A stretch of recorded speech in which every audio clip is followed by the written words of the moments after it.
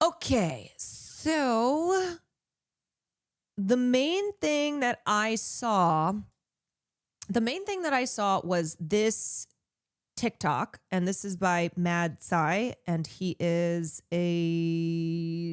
an artist, a musical artist, and he posted this TikTok. We need to have a serious conversation about Wasians. And this is resulting from this big Wasian event that was thrown in San Francisco. And in case you forgot, May is AAPI month, Asian American Pacific Islander, but often it feels like the PI gets left off. And in this particular instance, it feels like the Wasian representation is being marketed as a multicultural AAPI heritage celebration month. So yeah, we're gonna talk about this.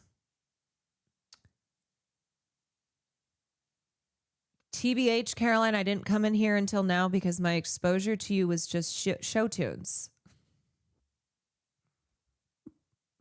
I admit I did not know you had it like this. Wait, you're telling me that the show tunes was not enough to get you in here? Because 99% of people who are here for only the show tunes. And they get mad when I don't give them what they want. They're like, we are here only for the show tunes. We want to hear Ding, Ding, Ding Goes the Trolley 100,000 times. We want to hear a one-woman show of Hamilton, or we were protesting. It was not. You know, that's fair. My roommate, Will Neff, is probably the biggest hater of show tunes, and he has to live under the same roof as me. And he is not here for the show tunes, but he is here for everything else. Amy Goodman's peace sign. Thank you so much for the 25 gifteds. Appreciate the generosity. Jazz Fridays, which are still, just like David Attenborough, still alive. Jazz Fridays are not dead. Okay, well, anyway, welcome in, Justine. Welcome in. What have I done? Well, unfortunately, you have activated me now. Just the mention of show tunes, and I perk up, and now I'm going to deliver the rest of my commentary in musical theater format. Sometimes it's Jazz Gaming Pizza Friday. Yeah, sometimes it is. Okay. So I don't come on Fridays. No, we actually don't do Jazz Fridays on Fridays. But Fridays are Jazz Fridays, if that makes sense. So there's not actually jazz that's being done on Fridays, but Fridays are Jazz Fridays in spirit. It's like a restaurant that would advertise that they serve hamburgers on Tuesdays, but they don't serve hamburgers on Tuesdays, but they call it Hamburger Tuesday. All right. So let's just start off and watch this. We need to have a serious conversation about Wasians. So this past weekend, an event was hosted. Which I will say, I agree, but it's just when you extract that line from the rest of it, it does make me laugh. We need to have a serious conversation about Wasians. Also because Wasian is still a relatively new term. It used to be Hapa, so half Asian Pacific American, I think. Oh my God, I can't even remember. Half Asian, right? Okay, Hapa. Half Asian. It's a Hawaiian it's Hawaiian in its origins. This is like when on Z-Way they were trying to say what NAACP stands for. I always thought HAPA kind of meant half anything. Yeah, I mean, I think it kind of generally came to mean anyone with Asian or Pacific Islander heritage that had half heritage.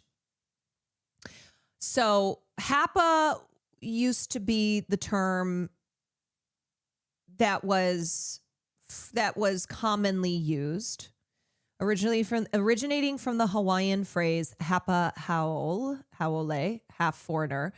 And then Wasian is one that is, in my understanding, relatively new. And it also is something that I think, and we'll talk about here, has become trendy. Like trendy in people promoting themselves as Wasians, trendy in people promoting celebrities who are Wasians. And Wasian is white and Asian. Wasian.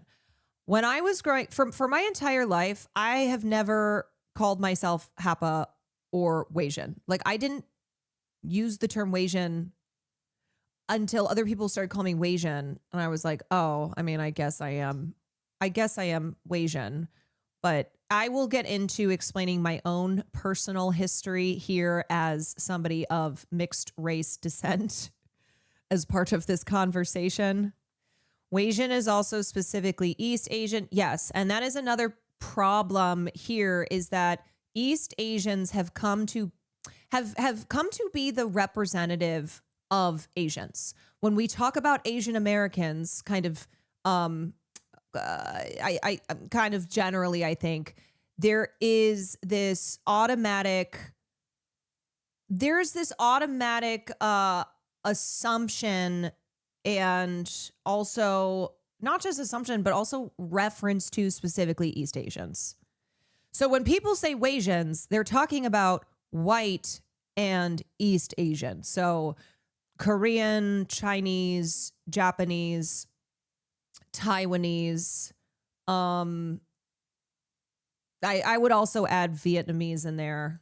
Marketed as a Wasian meetup, with hundreds of half-white, half-Asian people coming to attend and compete in look-alike contests of numerous Wasian celebrities. On the surface, Vietnam is geographically part of Southeast Asia, but culturally is aligned with East Asia. This is completely harmless and a fun idea. However, the people that started this event are part of an organization called Half Asia Spring. Half Asia Spring, in their own words on their Instagram, said that their mission is to create half Asian meetups around the United States. However, every single video posted to this account only mentions Wasians. Every single flyer only mentions Wasians. It's only marketed as a Wasian meetup. Yeah, that's because the only half Asians there are Wasians. /S. I am joking. But this is the problem. This is part of the problem here, is that half Asian is now translated to white and East Asian. So half Asian could be Black and Asian. Half Asian could be Mexican and Asian. Half Asian could be any other half with an Asian half. But that is not what has been pushed into the mainstream. That is not what people's general perception now of half Asian heritage is. That's not what's being marketed for events like this in AAPI month. May is not the month of the Wasian. May is not specifically Wasian month, but it's being treated. There's the prioritizing of East Asian and East Asian mixed with white over everything else. Like Asia is so culturally diverse. Those who are mixed Asian it's not just fitting into one box. There is so much multicultural diversity that's being left out here. So that begs the question, why are you marketing an inclusive mixed Asian community gathering when it's centered only around white mixed Asian people?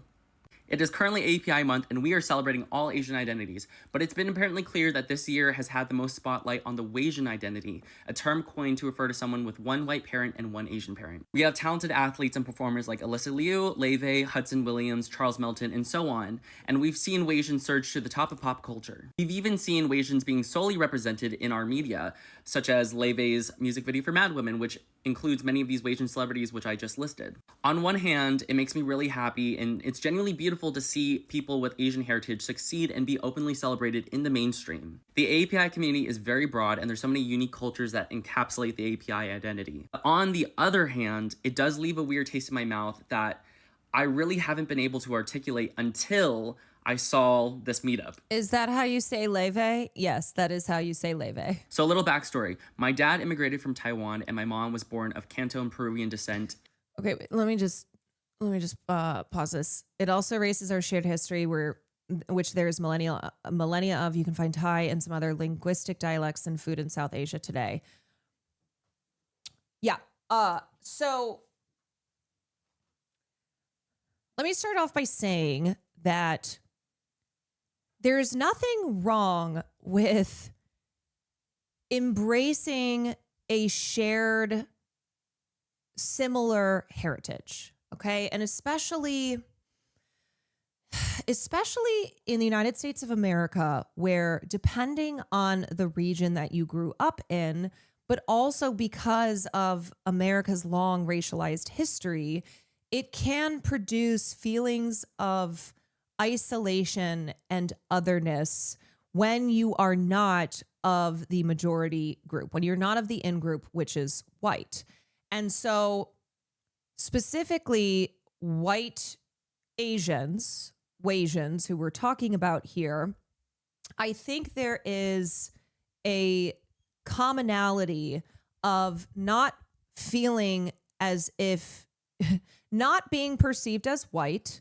Now, sometimes people's specific mixes, they do look way more white than they do Asian, but other times you don't. Like I look very Asian. I'm half Chinese and half European, whatever. But I've never been perceived as a white woman and have always been perceived as an Asian woman. So as far as there being a real feeling of isolation and otherness, because for a lot of people, you maybe grew up in a community that was predominantly white. So unless you are perceived as white, you are on the outside.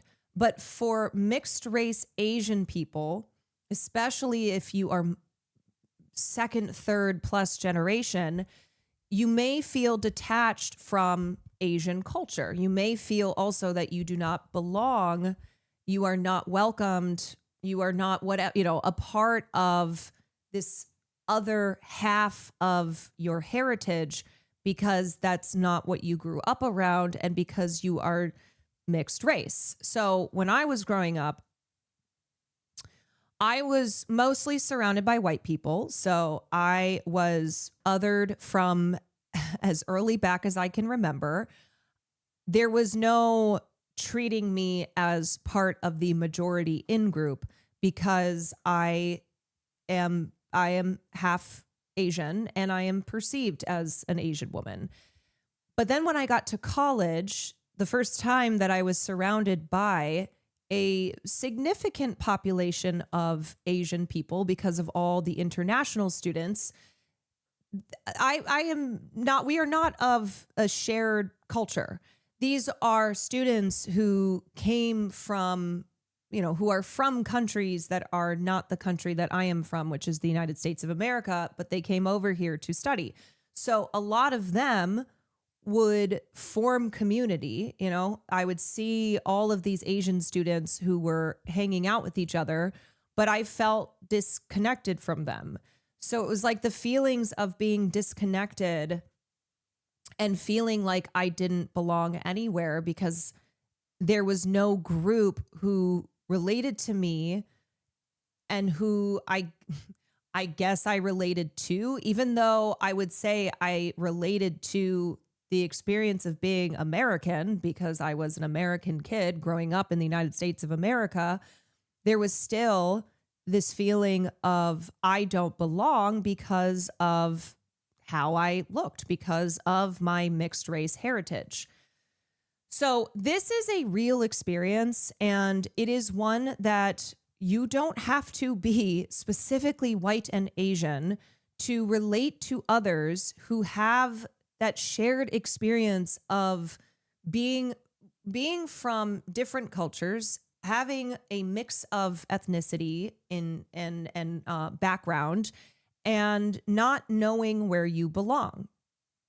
That is something that I think a lot of people have, that shared feeling, even, not just specifically those who are white and Asian.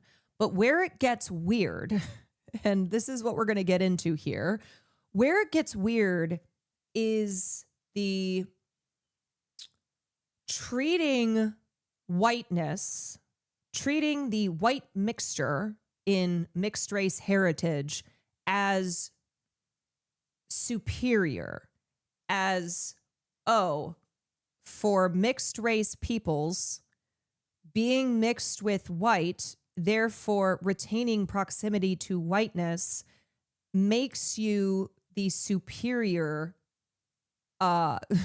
makes you of the superior mixed race peoples, of minorities being at the top of the minority list because of your proximity to whiteness, being partially white. Encapsulate the API identity. On the other hand, it does leave a weird taste in my mouth that I really haven't been able to articulate until I saw this meetup. So a little backstory. My dad immigrated from Taiwan and my mom was born of Canton Peruvian descent in LA. So no, I've never felt quite understood in my cultural identity nor my place in American culture.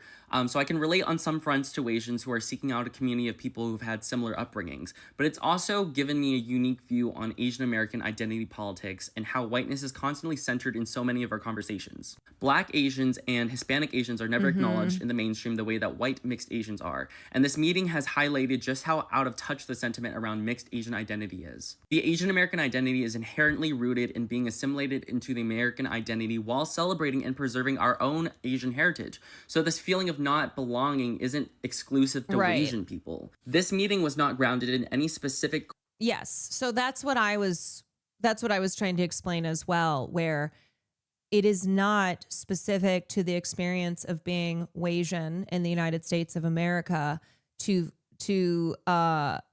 feel as if you don't belong, that you are othered, that you are being rejected by the majority in group, which is white people in this country. And I think too,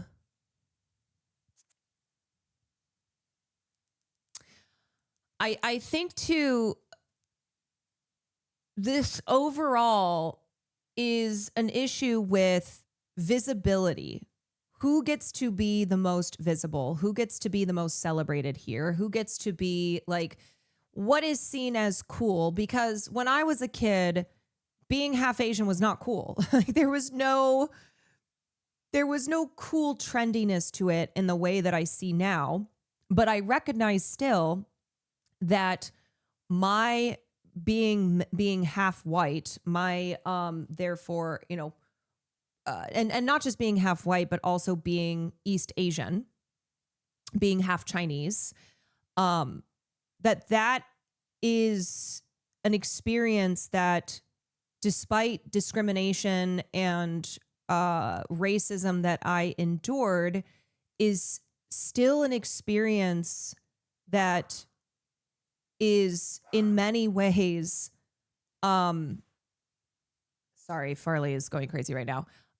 Still an experience that is in many ways better than my counterparts who are of darker skin, who are not just, do not just experience the classic like racism for being of Asian descent, but because they are Southeast Asian and South Asian. Oh, thank you.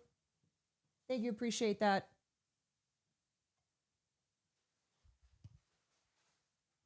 So for me, I remember at the point that people started to say things such as, "Oh, what's your mix?" And when I would say what my mix was, like I'm a dog off of Craigslist, people would say, "Oh, that's an amazing mix." And so these were things that I started to internalize then, where I was like, "Oh, not only did I already feel like I wanted to be white because I was a kid growing up in a world where white was the standard." So I already started to internalize racism and this desire to be white, like more white than I was, to be perceived as white. But then it started to become this like, ooh, okay, so exotic is good, but exotic because you're mixed with white and you have a good mix because you are only partially Asian and then your other part is white. So you get that like little exotic flavor. And when I tell you that this was most exemplified when I moved to Hollywood and the things that I was told and what was what was just all the shit that I heard on a daily basis about, ooh, it's good to be ethnically ambiguous. Ethnic ambiguity is in. Are there things that you can do to maybe look a little less Asian, but make sure that you keep that exotic flavor? Wasian, like mixed race is in, but of course they were talking about mixed race with white, that there was like the prioritizing of whiteness, that is what is palatable to white audiences, but that, we're getting more ethnic here in Hollywood, but not too ethnic. So all of these things that I experienced in my life that I've had to sort through. And so, I have experienced racism. I have experienced a specific type of racism that Asian women experience in the form of fetishizing. But because of my great mix, because of the fact that I am part white, that has been taken as like, that's been an advantage in ways that for those who are either mixed race, but not mixed race with white, or those who are those who are like 100% of Asian ethnicity, and especially those from Southeast and South Asia, that they have not had what was seen as like what has been treated as like an advantage for mixed race Asian people who are mixed with white. Sorry if that's word vomit. Cultural identity, but aesthetic. Wasian is a broad term that encompasses all Asian cultures that have been mixed. Aki Lee Camargo, a journalist, makes a great point in an essay published to a Substack, and he states, "Wasianness is hollow because it isn't rooted in anything beyond phenotype. There is no shared history, no cultural heritage that exists independently of the way they look." He goes even farther by saying, if Wasian identity begins and ends with aesthetics. My bad, I thought you were Chinese honeypot. I mean, that's a perfect example, though, of how, yes, I am mixed with white, but still to racists like Ethan Klein, all he sees is a Chinese woman. And of course, viewing me through an objectifying lens, sexualizing me, results in referring to me and the other Asian women who were on the trip with us, who are not only not all Chinese, and not Chinese nationalists, but still we were all referred to as like Chinese honeypots, because that's the mind of a gross misogynist and racist. That's eugenics. So we need to acknowledge the elephant in the room, that Wasian privilege does exist. It's extension of white privilege. There is a socioeconomic advantage that comes from having a white parent. Not always the case, but having a parent who is white comes with inherent perks. Not only that, but Wasians... And I think this conversation can get messy here because by acknowledging the privileges within the broader Asian community and the, in the broader Asian community that includes mixed race Asian, people think that that is denying them of discrimination that they have experienced from a white culture, from a white world. It doesn't mean that you have not been a victim of discrimination, of racism and, other bigotries. But it also, because like, if that can be true, that is true. And it does not deny also the reality that for certain Asians and mixed race Asians, we have privileges over others. I've had the ethnic ambiguity thrown at me my entire life. Even the women in my family constantly compete about who has resulted in the best mix. I'm third generation Chinese immigrants and Spanish, but somehow not Asian. Yeah, there's just so much. There's so much that's fucked up in the way that we prioritize what is considered superior, and it has to do with proximity to whiteness. Absolutely. It's I am told that I have a great mix because I'm mixed with white. And it got to a point that a younger family member of mine really internalized that. And I remember hearing him talk about how Asian girls were superior to Asian girls. I was like, why? Why is that? It's like, well, it's because we're mixed. I'm like, well, not just mixed, but specifically mixed with white. And that is informing you because of this white supremacist world that you have grown up in, that makes you better, that it's better to be mixed with white than to be 100% Asian. And it's also better to be mixed with white as East Asian because of the already being of East Asian descent. And on the whiteness scale of Asian ethnicities, East Asians having a hell of a lot of colorism in our history here. Weird ass colorism with black mixes, it still lives on and is fucked. If you're mixed and dark, it's not good. Yes. And that's something I want to talk about too, where we've seen in Hollywood that it's like, oh, they'll cast a black woman, but she's usually lighter skinned. And this is not to like cast the blame on Zendaya, because it's not that Zendaya should be blamed for it.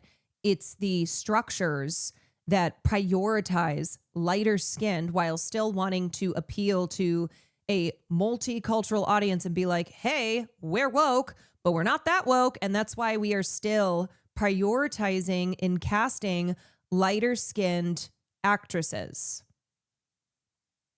So anyway, this family member of mine I had to have a conversation with, and I was like, hey, so this is bad. And let me explain to you why this is bad. And he was like, well, it's better. Like, our family's better because we're mixed race. And I said, that's not true, but I know where that's coming from. I know that is coming from years of you internalizing this because of racism that you experienced as a perceptibly Asian kid in a white community, and also because of the prioritizing of whiteness. So you have internalized this idea that we are superior, superior in our genetics, in the fact that we are mixed race, but specifically mixed with white. As a Bengali person, I can tell you 100% there's so much of this colorism in our culture. Your proximity to whiteness is seen as a plus in many aspects of society. Here, it's deeply rooted in every conversation we have. You will constantly hear about how if you're darker skinned, you're less liked in society. Yeah, I mean, that's why bleach products are so popular across Asian cultures. That's why, like, pale skin is pale skin is a deeply ingrained beauty standard. The paler the skin, the better. There's also, as I said, in Chinese history, and not just in China, but I'm Chinese, so I'm speaking specifically to the culture that I come from. Pale skin meant a class signifier, that you were wealthy because you didn't work in the fields. So if you had darker skin as a Chinese person, it meant you were poor. Poor equals bad. Also fit the Eurocentric beauty standards. Asians are often seen as more palatable to Western media than mono-ethnic Asian features. Yes. We constantly see this in popular TV shows, which cast Asian actors as the lead. Yes, and that is why I'm so sorry I keep interrupting, but I have to. In Hollywood, often Asian actresses who have, for example, features like monolids, they get their eyes done. They get surgery to make themselves look less Asian because of the advantages and opportunities that they can have access to if they are seen as more palatable for white audiences. So on the one hand, I understand why they choose to get plastic surgery. But on the other hand, it's awful because it reinforces this white-centric standard. It reinforces this idea that still, even today, in order to be palatable to a white audience, in order to have success in an industry like the film industry, you still need to look a little more white than you do right now. Didn't Julie Chen talk about that? I think so. I think Julie Chen talked about the pressures to not look as Asian. But all of them, for the most part, have had work done in order to make their features more Eurocentric. In lieu of fully Asian leads. Proximity to whiteness is a comfort to general Western audiences, so Wasianness is often preferred over Asianness. Even in the Asian community, Wasians are constantly praised for their Eurocentric looks, which is unfortunately a product of internal colorism and racism within our own community. To clarify, I'm not hating on anybody because of their ethnic identity. Right. And I don't think he's coming across that way. And I will say too, that when I was younger, I would always say, when someone would say, "What are you?" What are you? I'd be like, "A human being."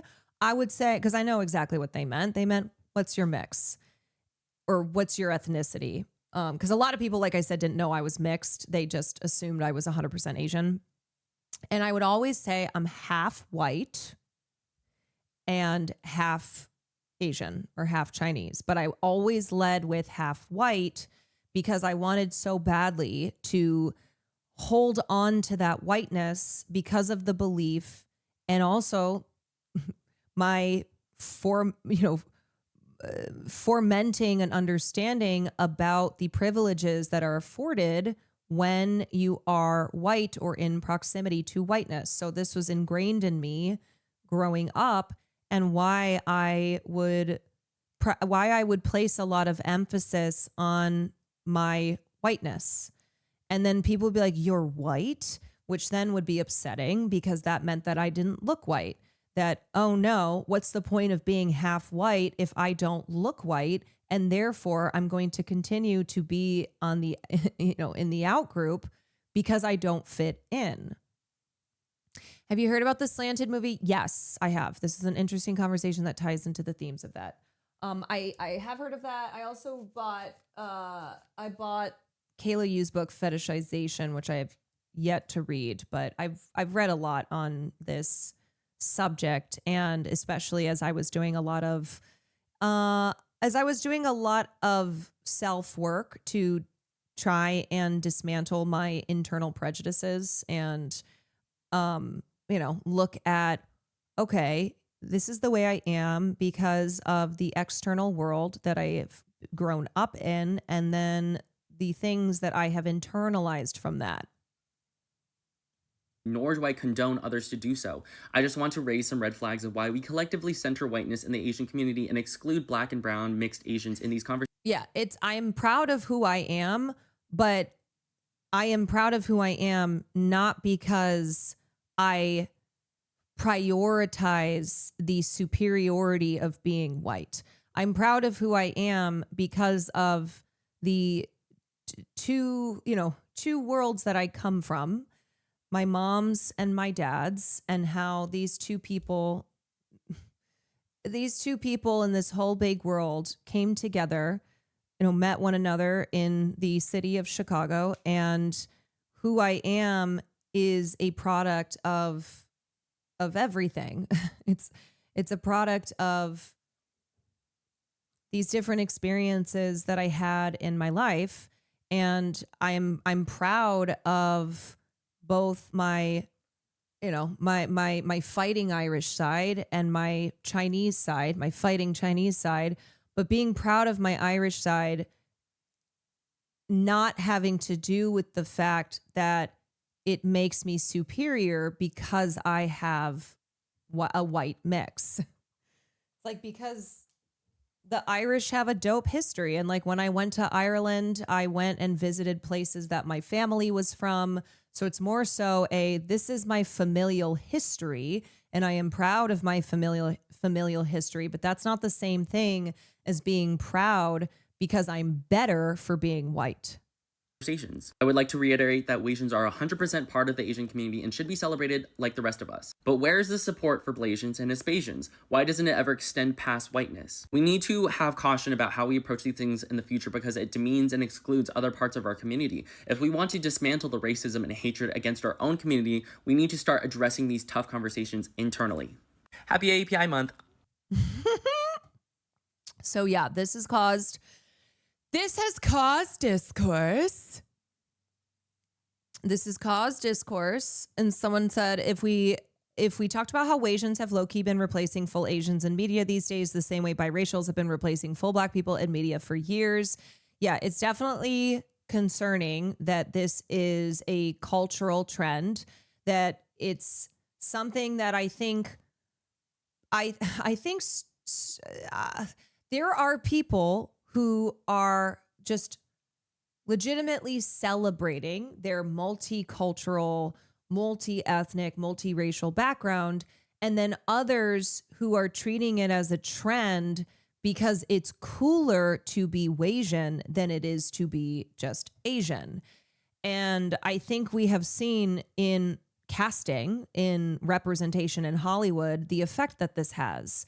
So Asian representation has historically not been great. A lot of progress has been made in the 21st century.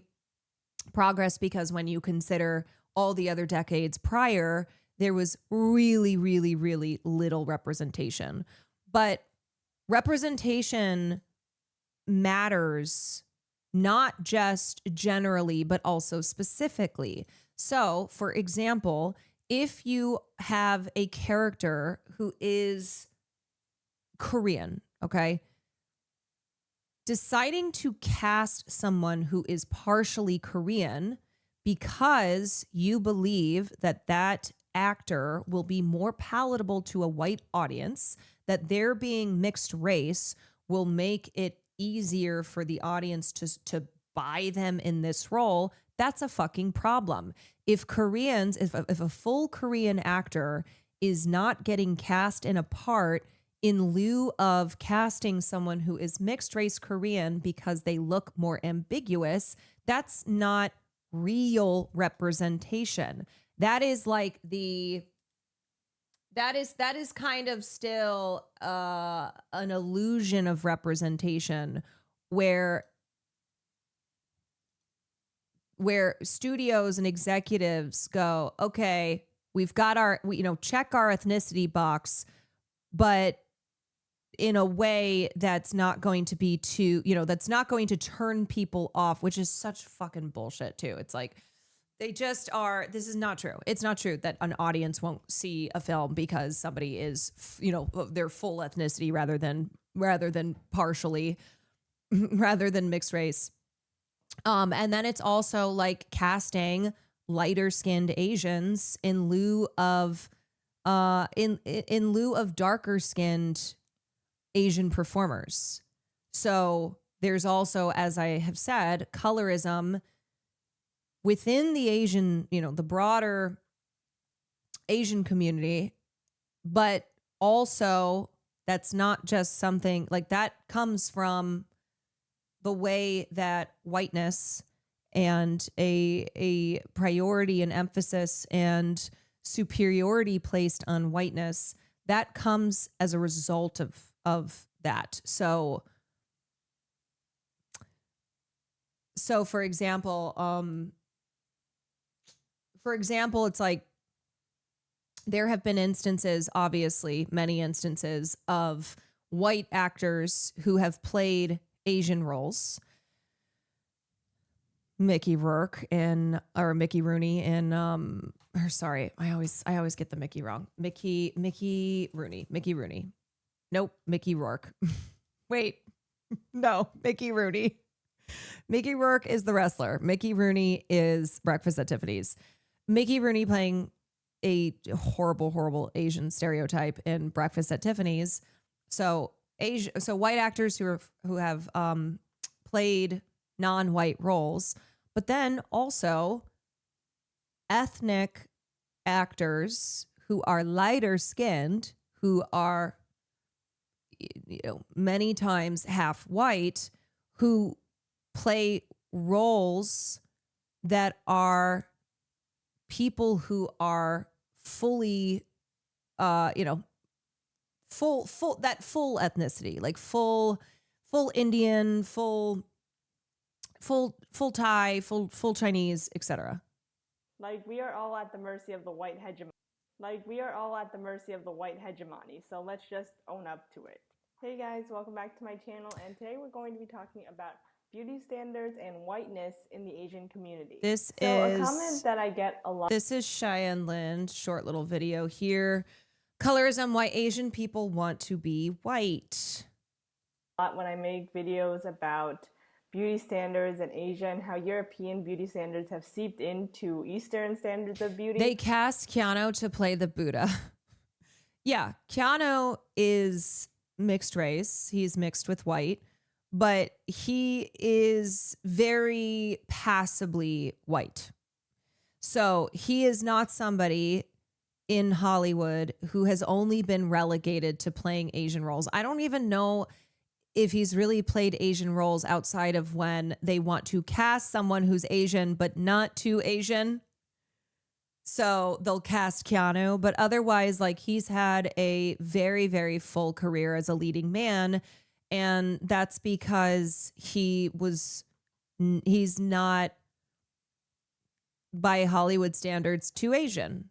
I always get like this same comment that says, what are you talking about? The East, specifically China, Japan, and Korea, have always been obsessed with whiteness. Legit, thank you for the 39 months. For centuries, no matter what country you come from, whether it's the countries I listed previously or any other East or Southeast Asian country, has been obsessed with whiteness even before colonial times. And it is true that whiteness in those countries meant white like a pearl or white like the moon, like a glowing kind of iridescent white, rather than the peachy or the kind of peachy white that a lot of white people are just endowed with. However, after the East was opened by white imperialists, we still wanted to be white because white was always associated with goodness, godliness, and just being rich and having a higher class status. And thus we kind of turned our backs on our darker skinned countrymen, who we saw as backwards just because they had darker skin. Colorism already existed in the Asian community before white people came over, and after they did, it just got a lot worse. And just because colorism and classism has always existed in Asia and outside of it in the larger diaspora, doesn't mean it was ever okay. And today, we are bombarded with images of white Eurocentric beauty, no matter where you are in the world. And wanting to be white has stayed the same, but the reasons behind it have become ever more insidious. What really grinds my gears is when people say that because Asia has always been obsessed with whiteness, even before the colonial era, that they're immune to Western images and propaganda, because let's be real, no one is. Like, we are all at the mercy of the white hegemony, so let's just own up. First of all, no one is immune to propaganda to begin with. Like, how can you ignore hundreds of years of colonialism, racism, xenophobia, re-education to hate your own nation and your own skin color. Like, it's beyond me. And besides wanting lighter skin, a lot of other beauty standards in Asia are still white Eurocentric inspired. Higher nose bridges, jawline reduction surgery to make your face smaller, double eyelid surgery, and others are all there to help Asian people look more white. And yes, maybe some of these standards were influenced by the, for example, auspicious Chinese horoscope, but I doubt it. Things like big earlobes mean longevity, but you don't see people lining up to get their earlobes elongated. And in fact, rounder noses mean that you'd be wealthier and richer, but nowadays everyone wants to have a high, straight, and narrow nose, like white people have. I already said this in another video, but I find it really funny that when white people try to look Asian or anime or like a living doll, they just kind of exaggerate the features that they already have, such as having a small face or big eyes. And I think that there's something to be said about that. And before I go on, I do want to say that there are different beauty standards around the world in different countries and different cultures. However, with social media, like apps like... Yeah, and I think remembering that standards of beauty can go back thousands of years, can have a deep cultural history, and also tied to socioeconomic status, but it doesn't mean that does not that doesn't mean that modern beauty trends and standards don't also exist. So there are absolutely, as she's pointing out here, there are absolutely ways that beauty standards have morphed and changed in Asian cultures, but still circle around a standard of whiteness as beauty. And that doesn't also necessarily mean whiteness as like Western whiteness. So, when you look at beauty trends in Korea versus in the United States, they look different. They're not all the same type of trends, but that doesn't mean still that it all doesn't circle around this idea of whiteness as beauty. So it may be that there are certain things that are emphasized more in Korean culture as, oh, this is what beauty is, versus like in the United States, right? You look at certain eras in the 90s when everyone was getting a spray tan. It was like the supermodel era. When it's just like the irony of like white people darkening their skin to look beautiful, but people who have dark skin being considered not beautiful. But yeah, it's a different evolution of whiteness, but still revolving around that. Instagram, which has a hegemonizing effect on beauty, we can see the beauty ideal more clearly. And that ideal is always white, whether she's a white girl trying to look exotic or an Asian woman with light skin, round eyes, and a small face. Like I said before, comments that say Asian people have... Like me having a tan, if I tanned my skin here in the United States, to be like, oh yeah, that's hot, right? Like that looks great. But in Asian cultures, like if I were to go to Korea, that would not be that would not be like fitting the standard of what's pretty. So like growing up in the 2000s when everybody was getting spray tans or going in the tanning booths and all these white girls I went to high school with were getting skin cancer, that was a trend, but a trend that was specific still to white people.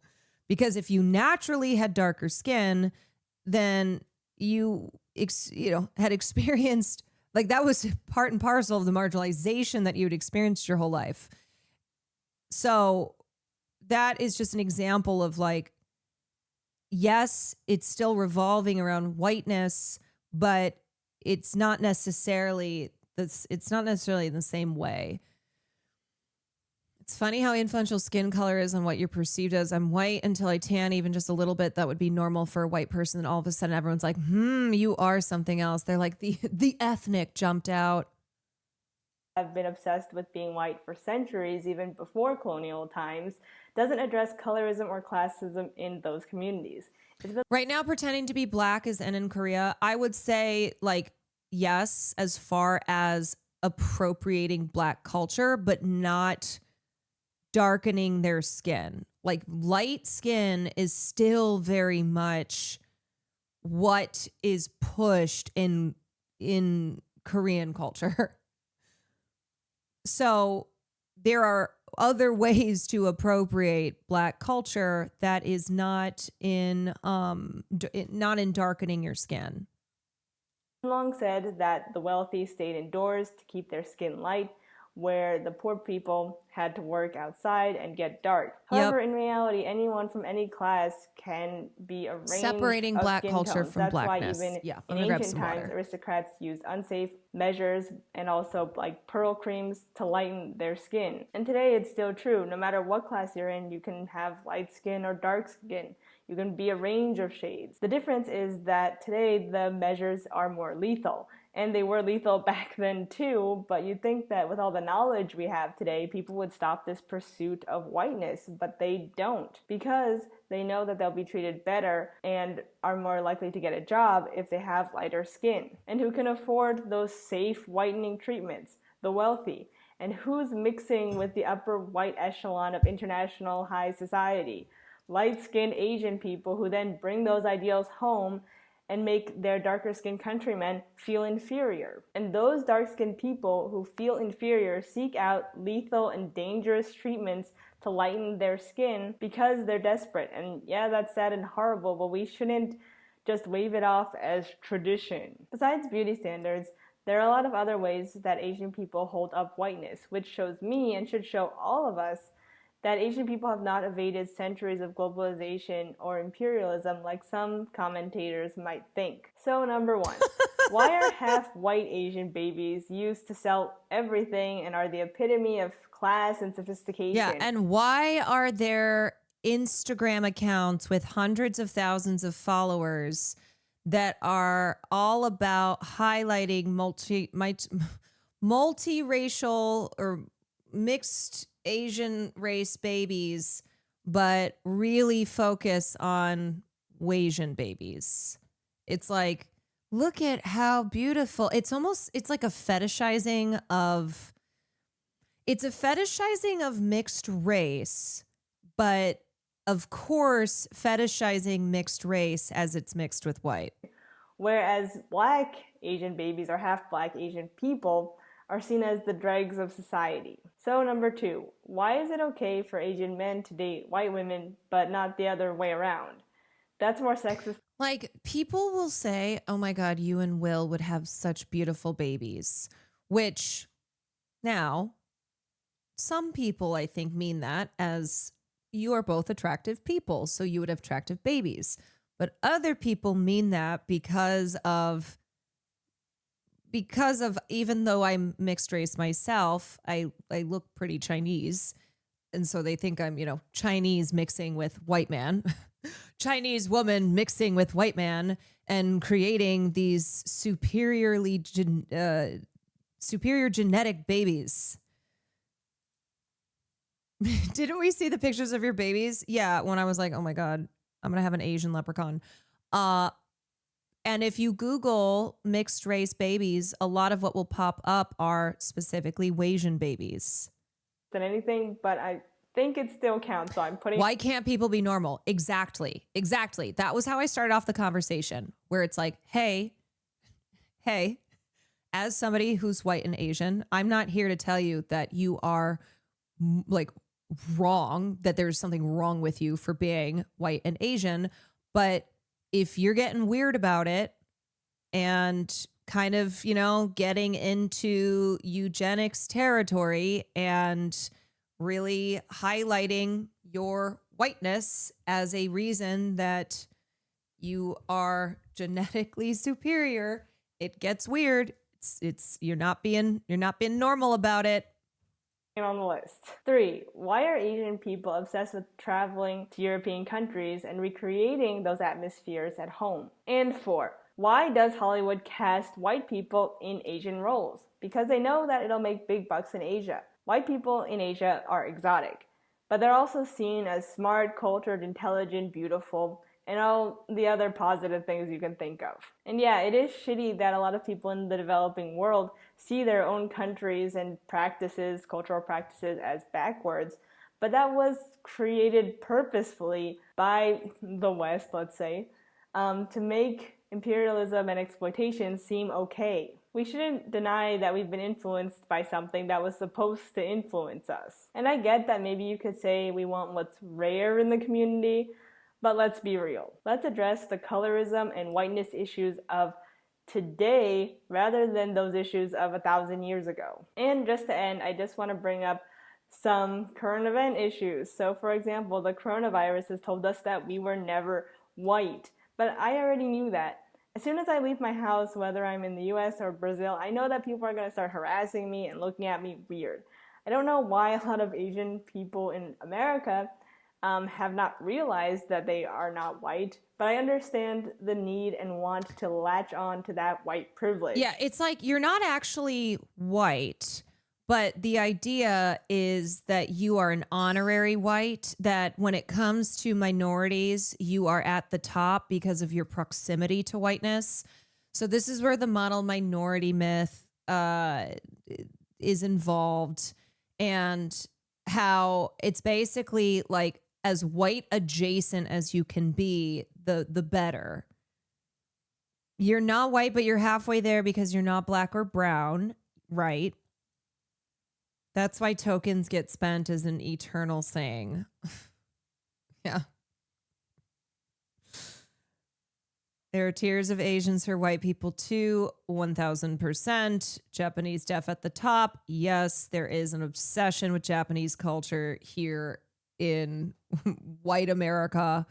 That's why I keep saying I'm a model. That's why I keep saying I'm a model minority, which is racist in itself. Well, the model minority myth is it's bad. It's bad because it perpetuates this racial hierarchy and this placing white people at the top. And then, for us minorities here, in order to be a good minority, it means that you assimilate. It means that you are white adjacent. You are one of the good ones. Oh yeah. I mean, I experienced that too when people would when white people would express as such that my dad being a doctor, my parents being married, having a nuclear type of family, that made us good minorities, that we're one of the good ones because of how well we assimilated into American culture. When it's like, okay, first of all, I'm third fucking generation. My dad was born in the United States, he was born in California, but it's that minorities who cause problems, which translates to black and brown minorities, are bad. But good minorities are those who are also, by virtue of having lighter skin and being white adjacent, are doing it right. If you're gonna be a minority here in America, you better be a good one. But let's just stop it. I think we really need to have some deep and intense conversations about racism and what race is in the Asian community, and have more solidarity with black and brown people who face the brunt of racism every single day. All right, so that's where I'm going to end the video. Thanks so much. Cheyenne is great. She does a lot of video essays. The intersection of pop culture and politics, which I'm all about, is something that she is all about too. So check out her videos. And then I have another one here. Like, we are all at the... We need to talk about with primarily Asians or fully Asian cast. Traditionally only dated white women. In discussing their families, Taylor openly states that her father's name is your ethnicity. The thought hadn't crossed my mind at all. Sorry, I had to leave. Come back. Have you or this YouTuber talked about racial triangulation related to Asians and blackness? I mean, I've talked about the Asian community and the black community before when I have talked about when I've tried to remind people of the history of solidarity between our two communities, as much as we, still are the forces that try and pit us against one another. And absolutely, there is anti-blackness everywhere. It's just a global problem. But I think I talked about this during affirmative action. And then also when I was talking about Palestine, and we revisited in the civil rights era the solidarity between Black Panthers and Asian civil rights leaders. So I don't know what you necessarily mean by triangulation. If you're referring to appropriation, or if you're referring to kind of historical solidarity between the different communities.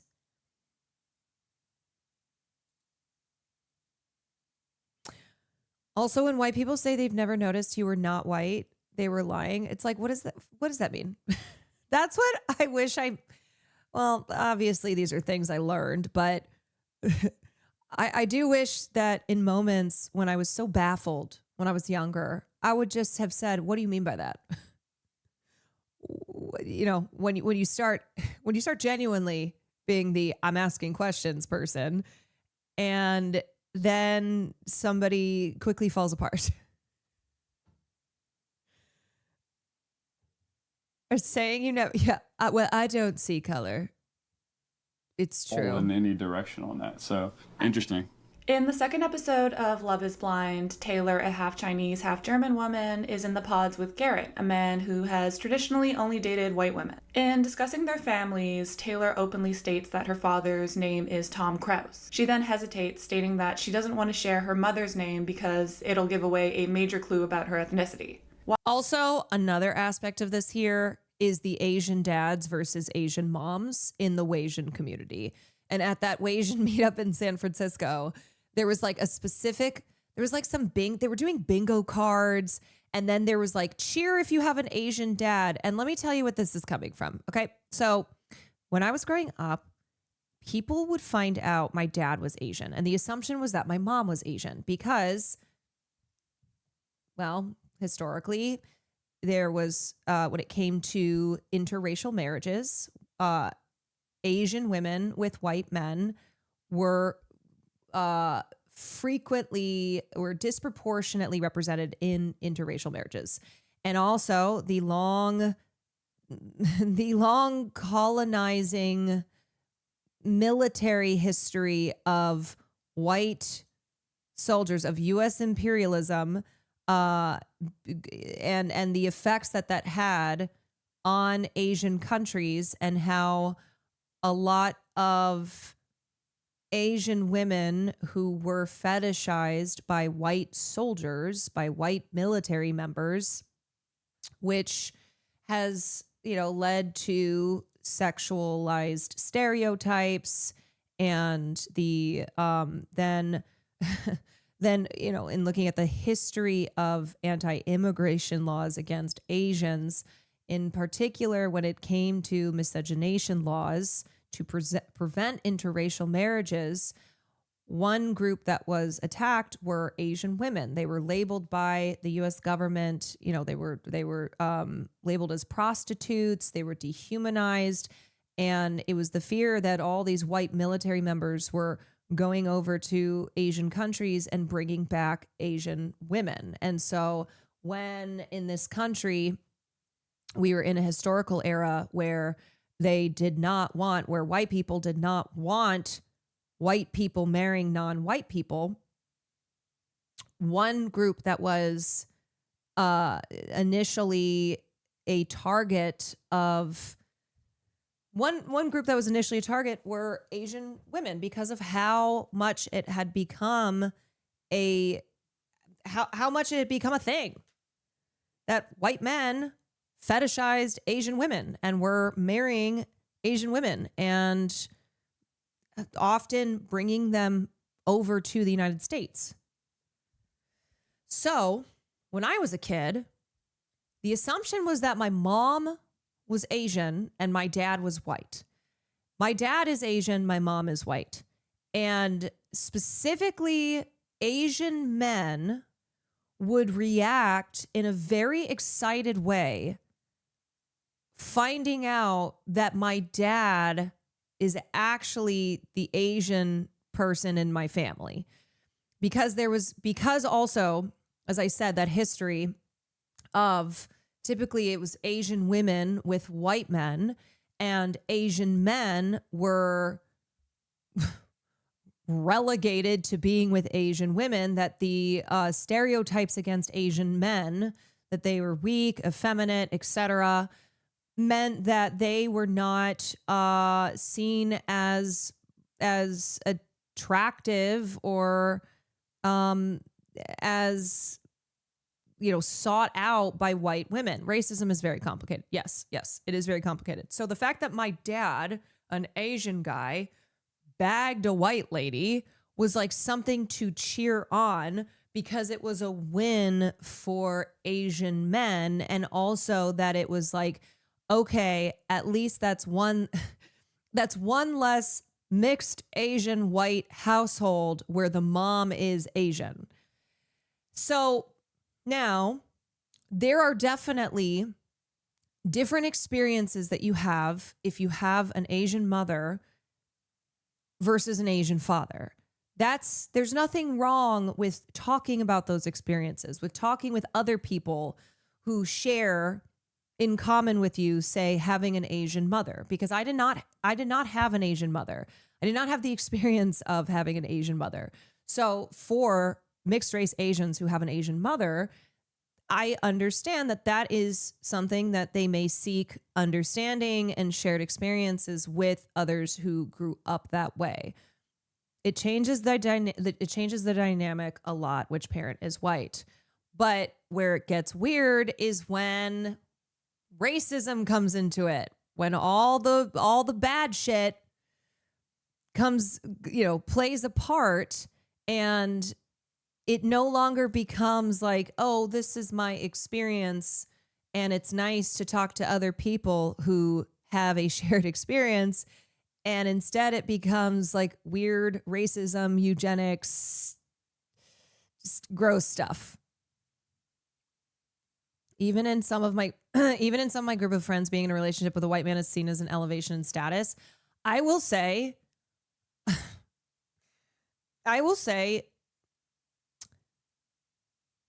I am cognizant of the fact that I date a white guy. I've dated a white guy for a very long time.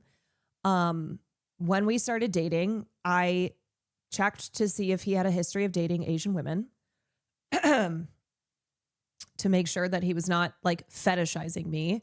But I'm cognizant of it because I'm aware of the history, and I'm aware of how I have been fetishized for so much of my life. And I'm aware of like I'm aware of like the stereotype of Asian woman with white man, especially in in an area like San Francisco, the white libertarian tech bro with the Asian venture capitalist wife. So I don't, it's not something that I look at as like elevating my status because I'm a white man. In fact, it makes me, how do I explain this? I'm aware I date a white man because I'm aware of the history of Asian women and white men, and the perception of me as an Asian woman who is a cultural commentator being in a relationship with a white guy. And people are definitely weird to me about it. They're not weird to him in the way that they're weird to me about it.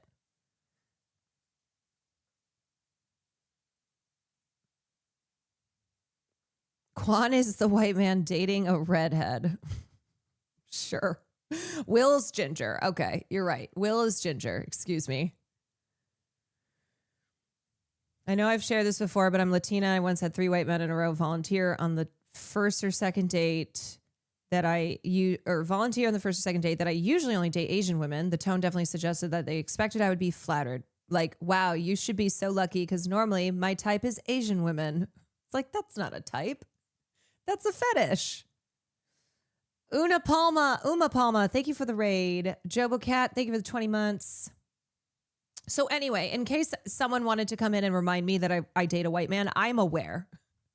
I am aware that I date a white man. And I, through our long relationship, have always been aware that I date a white man. And I have had issues with some of his white family members that I have freely expressed why certain things are problematic. So this has never been something that I am not aware of, that I date a white guy.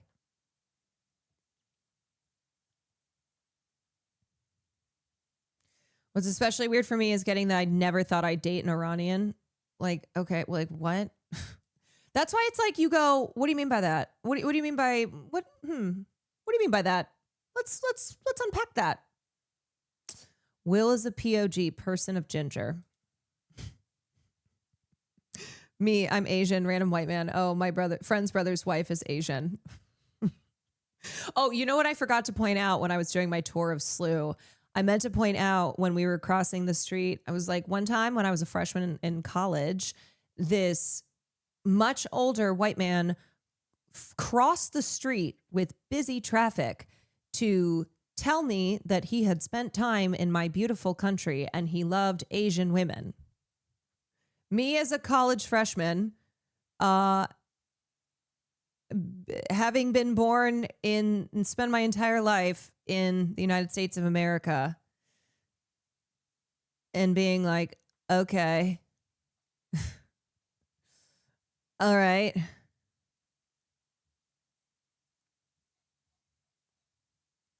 So anyway, not that it's anybody's business, but when my relationship started, it's because we were 2 individual human beings who connected with one another. And he did not date me because I am Asian, and I did not date him because he is white.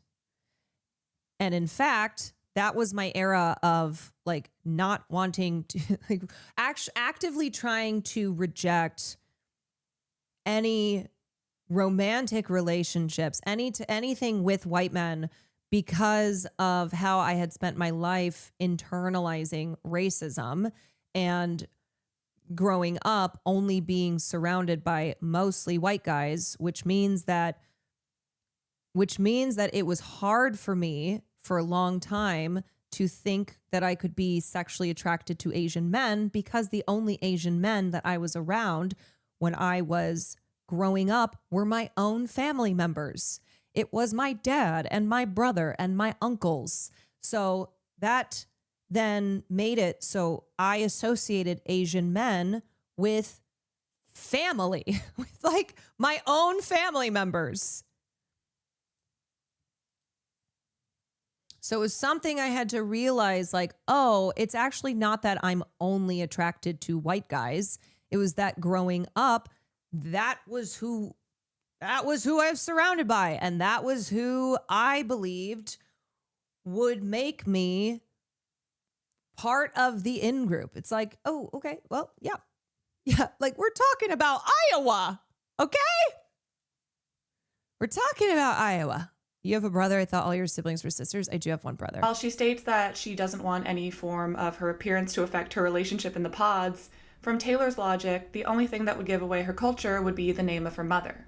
Aside from the superficial, like her name or her appearance, it appears as though Taylor understands her experience of getting to know someone on a deeper level as an exclusion of her Asian heritage. Now, this conversation doesn't really lead to any other drama or any further conversations about racial identity, and Love is Blind is a show that definitely likes to portray things like race and sexuality as just like a little bit taboo. So to an extent, I do understand where Taylor is coming from. And since then, she has spoken out and talked about how proud she is of her Asian heritage. I'm a really proud Asian. Have you ever considered having your parents on to talk about these topics? No, because I have these conversations with my family members, but that does not mean that they are equipped to come online and and have a conversation. You know, the whole earlier we were talking about being a streamer doesn't automatically make you a great public speaker. So more credit to Maya for delivering such a great talk. Having conversations in private and me being a public commentator does not mean that does not mean that my family members are equipped to do the same. My mom is not online. She stays far away from the internet. Woman. But being Wasian myself, this led me to think a little bit more about North American Chat wants you to do a Wasian necessary experience conversation and type the podcast. ways that were No, thank portrayed you. in popular media.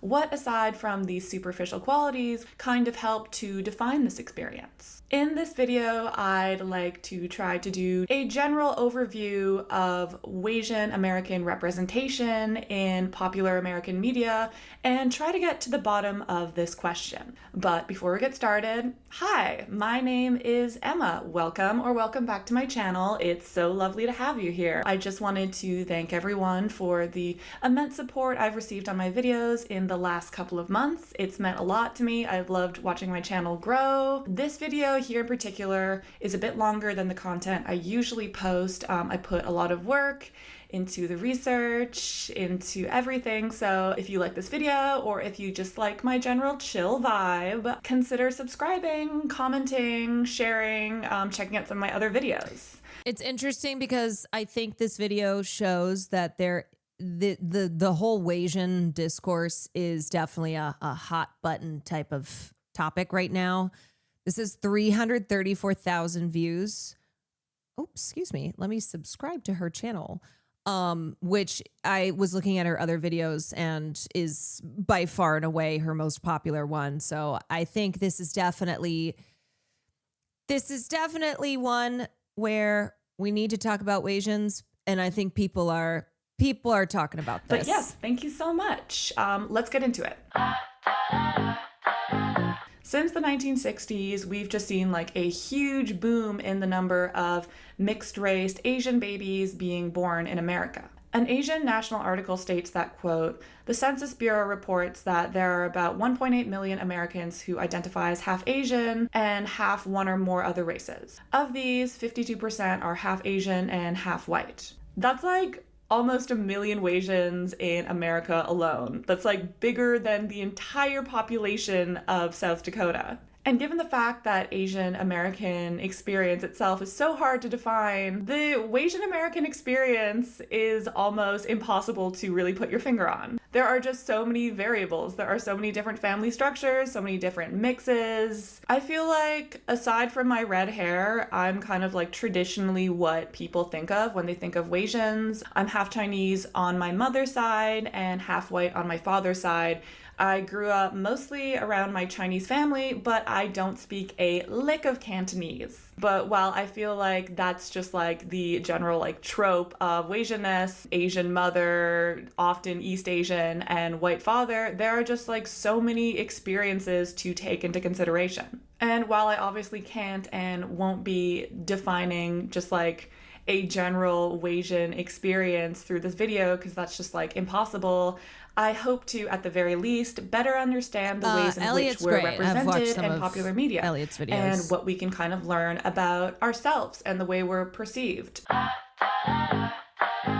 It's really no secret that Asian representation in Hollywood is disappointing, to say the least. In fact, much like many other racialized groups, for a long stretch within film history, Asian representation was pretty much non-existent, with most Asian characters being portrayed by white actors in yellowface. Once again, I must protest! In the first half of the 20th century, Asianness for the most part was portrayed exclusively through stereotypes, like being sneaky or conniving. Think about Disney's beloved 1955 film Lady and the Tramp, which contains a scene in which two incredibly Asian-coded Siamese cats create chaos through Lady's home, singing over an Orientalist-ass beat in stereotypical accents.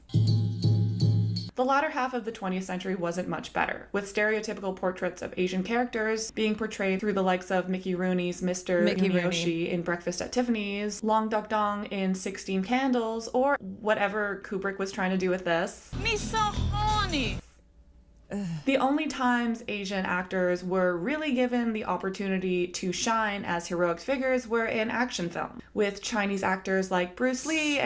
Okay, I think this is correct, but prior to Michelle Yeoh winning Best Actress for Everything Ever All at Once, there were more white actresses. Well, I mean, it was Louise Rainier who won for The Good Earth, who had a lead actress Oscar than for playing an Asian role. So basically, before Michelle Yeoh won, a white actress had won an Oscar for playing an Asian, had won a lead Oscar for playing an Asian woman. White women winning for Asian roles.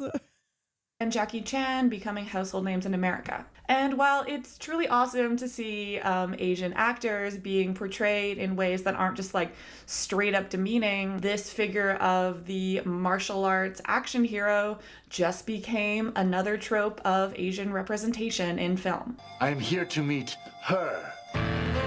Bro. Now, the year of 1993 marked an important time in the history of Joy-Luck Asian American representation in film because somehow this was the first year in which like a widely released Hollywood film had a cast entirely made up of Asian actors. This being The Joy Luck Club, based on the wildly popular book by Amy Tan. Also in 1994 was All American Girl, and that was the first sitcom to have an Asian American performer, and that was Margaret Cho. So she was the first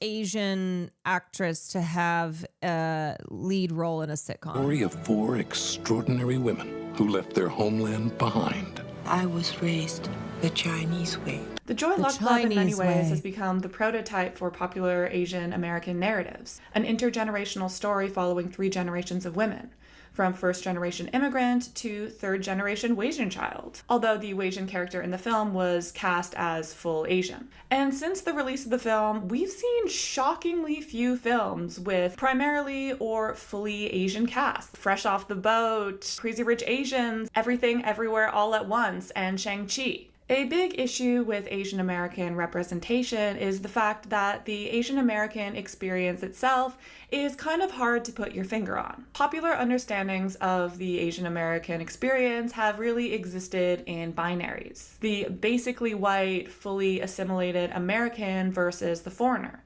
The submissive Asian woman versus the tiger mom. The action star Asian man versus the practically asexual, undesirable Asian man. The smart math Asian versus the dumb Asian. So as a child... And that's why I think this fixation by the media and by the internet on the mixture between the foreign and the familiar is such a strong fixation. So the multiracial baby, the mixed race person representing the foreign, the exotic with the familiar, which is white. So that's why there's such an emphasis on mixed race as it is mixed with white. And that is something that we aren't just seeing right now, but when I think back on my own great aunt, Nancy Kwan, who really was the first leading Asian leading lady in Hollywood. And Nancy Kwan was mixed race. So she was Chinese and British. And even though there were Asian actresses like Anna May Wong, who came decades before Nancy did, Anna May Wong was still restricted by the fact that she was fully Asian, and also that she was in the film industry in the 1920s versus when Nancy Kwan came along in the 60s. But Nancy was a movie star and was Hollywood's first leading lady. And I think a large part of that has to do with the fact that she was more palatable to Hollywood due to the fact that she was European, white European, and Asian mixed. Bucket Hoop, thank you for the 5 gifteds. Even though I grew up in Canada, I saw so many of these Asian American stereotypes play out both in media and in real life. Like I stated earlier, I primarily grew up with my Chinese family, and in high school, my friend group primarily consisted of East and South Asian people.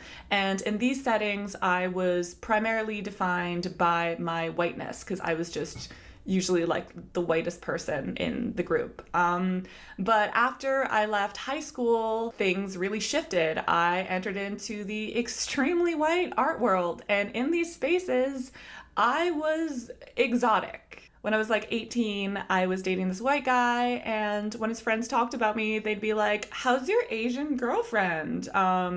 Needless to say, throughout this time period, my identity existed in these empty spaces between... No, Rita Hayworth was Spanish. So she, on her father's side, was of Spanish descent. These two understandings of me as being white and Asian. And this was really difficult for me. And the Asian representation I saw on TV definitely did not help with this identity crisis.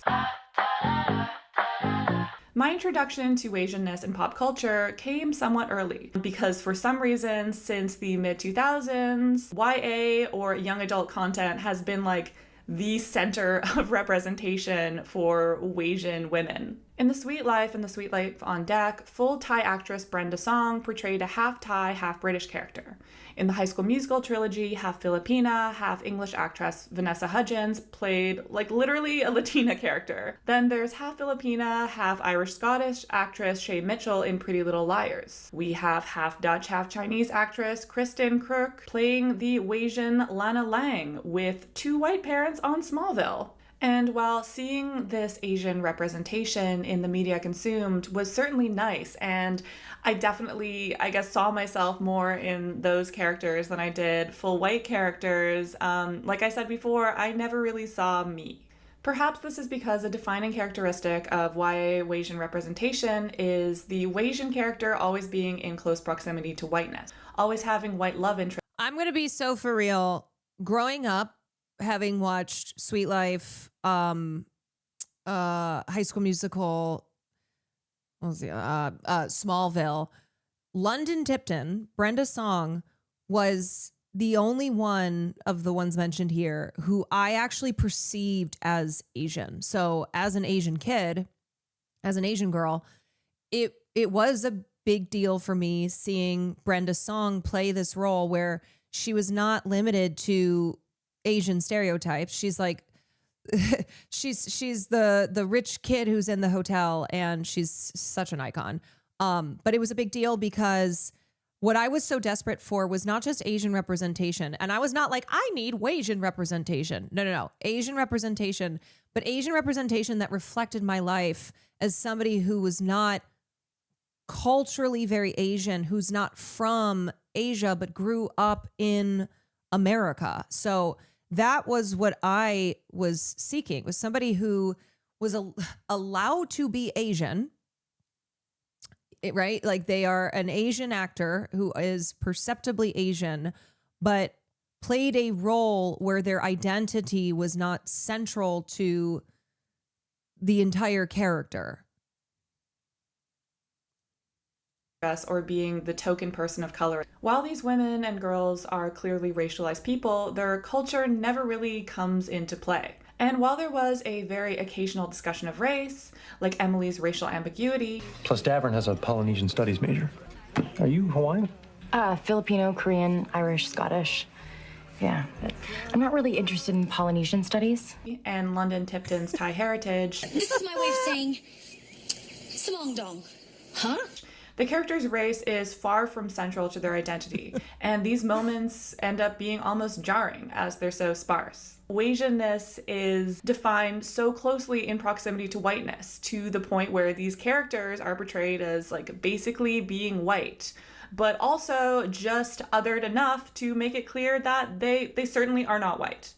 Aside from their proximity to whiteness, characters portrayed by half-white, half-Filipina actresses like Emily from Pretty Little Liars and Gabriella in High School Musical are marked by their racial ambiguity. They can just like fit in wherever is necessary. Now, I feel like this idea of racial ambiguity within casting processes really comes down to the American idea of the cultural melting pot. The idea of different cultures all coming together to create the larger American identity. The problem with this is that America would... I think my thoughts on Charlie Chan are pretty mixed, no pun intended. Yeah, I mean, he was a white actor who played a racist caricature, but it was conceived as an alternative to other racist caricatures. So it was like, it was, so like the yellow peril stereotypes was what the character the character that Charlie Chan played was an alternative to, but he was still a white man playing an Asian role.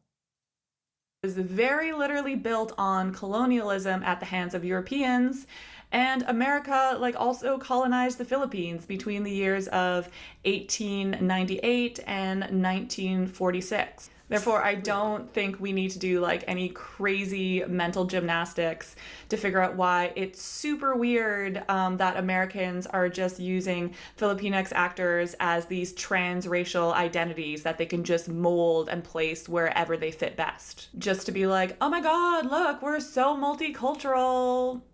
Like, I think the level of disrespect here kind of just like speaks for itself. This concept of the multicultural melting pot is really at the end of the day just like a kind of evil lived up way for white people to mold and define how they want to see the racialized American, the non-racialized person of color. Being a biracial actor is so messy because there are so few roles actually written for us and so few opportunities. And these actors are either just kind of overlooked or placed in these controversial situations. And sometimes, I don't know, this casting is just odd. Like, it didn't have to be like this. Like, Vanessa Hudgens didn't have to be Latina. All you had to do is like recast one of her parents and it would be like fine. I literally do not understand why they did this, but okay. So in this portion, when I'm talking about To All the Boys I've Loved Before, I repeatedly call it To All the Boys I've Ever Loved Before. So my bad. 하나, 둘, 셋.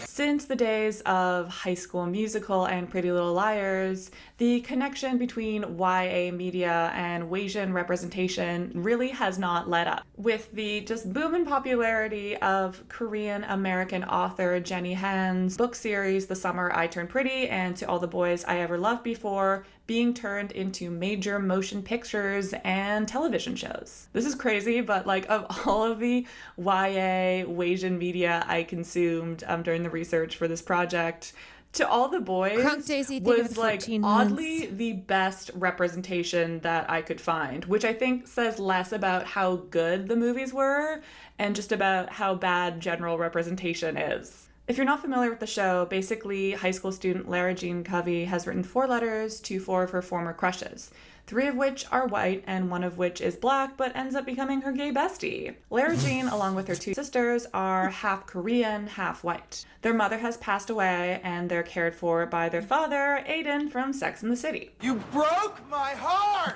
While a lot of arguments against Han's work are based in feelings about Han's decision to make the characters Wasian instead of monoracial, her decision to kill off the mother, or the decision to have the character's experience revolve too much around whiteness, most people assumed that this really all boiled down to one thing: Jenny Han's internalized racism. People were basically like, if she wanted to discuss the Korean American experience so much, why not make the characters full Korean? Why not make the parents Korean? Why not make the love interest Korean instead of just portraying these Wasian characters surrounded by so much whiteness? Some people argued that the ways in which these Wasian characters were portrayed were arguably too Asian. Have you heard in a of the way film that Saving made them Face? feel kind of uncomfortable. Yeah, almost in an watched it for article film titled night. "To All the Boys I've One Ever night. Loved Before" has creepy racial things going on. Chris Jesu Lee argues that in the books, quote, even though Lara and her sisters are Wasian, the novel essentially treats them as full Asian. The sisters refer to themselves as the Song Sisters, even though their actual last names are Covey. They do so because they say the world sees them as Asian. When the youngest sister Kitty draws the eldest sister Margot with a dog, Kitty says that the dog is Asian too. On Halloween, Lara Jean laments how so few popular characters are Asian.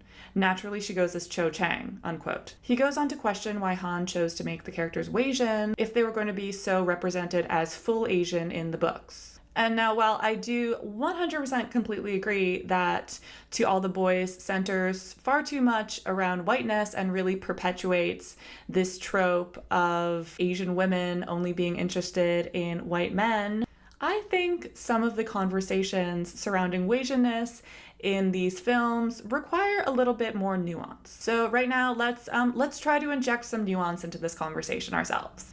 In the mixed Asian metaphor, Andrea Long Chu writes on mixed Asian characters in literature, pondering what the characterization of these characters says about the ways in which Wasians are more broadly understood within American culture. In keeping with our discussion of the works of Jenny Han, we can first look to Chu's exploration of the characterization of Wasian characters written by full Asian authors, and the pressure these authors place on these characters. Here, the mixed-race children are often seen as having the privilege to break 2 worlds. Chu elaborates, quote, even the most racially secure Asian Americans have been known to discover their mixed counterparts a whiter version of themselves. This creature is beautiful and terrible, striated with desires that feel hard or wrong to name, a literal assimilation of culture, custom, and language, not to mention skin, fat, and bone. If she can move freely between worlds, why can't you? The hero of Charles Yu's 2020 novel, Interior Chinatown, asks himself, marveling at the sight of his mixed-race daughter with his immigrant father. Maybe if you're lucky, she'll teach you, unquote. The mixed Wasian American here is kind of a way for monoracial authors to kind of breach their experiences of Asianness with the white American experience. And this can either be for themselves, for audiences, or a mix of both. And while sure, we can go ahead and accuse Jenny Han of just having a lot of internalized racism, I think that it would be unfair to not take into consideration the overwhelmingly white industry she was working in, especially in the time period she was writing these books. In fact, Han has... I think also the line about the Song Sisters identifying as Asian because that's how the world sees them, that's actually reflective of the majority of mixed race of Wasians in America, where I think the assumption would be, oh, they identify as white because proximity to whiteness and all that, but actually because of the fact that a lot of Wasians don't look white enough that they are not, their experience is not being accepted into the majority. And so they identify more with their Asian side, even if they aren't necessarily connected to their Asian culture, but also because when they get older, they realize that there's such a richness to their Asian side, like the cultures that they come from. And there's a desire to connect with that. And that was my experience where it was like, look, I'm not actually able to identify here as white because I am not accepted into white culture. Like white people that I grew up around did not see me as white. So even if I like tried, there's no such thing. I mean, white culture per American white standards. But just in explaining my experience where I was like, even if I wanted to be, if I wanted to embrace my white side and be like, no, I identify as white. It's like I couldn't because I still looked too Asian. So it kind of, in the beginning, was something that I didn't want, I didn't want to identify more with my Asian side. But then as I got older and started to dismantle my internalized racism and started to want to be more connected to my Chinese heritage and realizing like, oh, this is such a rich culture. There's so much here that I can experience and, connect with my older Chinese family members who did immigrate to this country. Do you think the 20th century wars with Asian countries, Japan and Vietnam, affected the acceptance of Asianness? Well, look, it hasn't been a linear history. So Japanese people were interned in this country. There was a heavily anti-Japan sentiment, which then just trickled down to other East Asians, because when my grandparents, for example, were trying to buy a home in the 1950s, post World War II, post the internment of Japanese Americans, they experienced discrimination because there was still such a heavily anti-Japanese sentiment in the US. So even though my family was Chinese, it was all, treated as the same.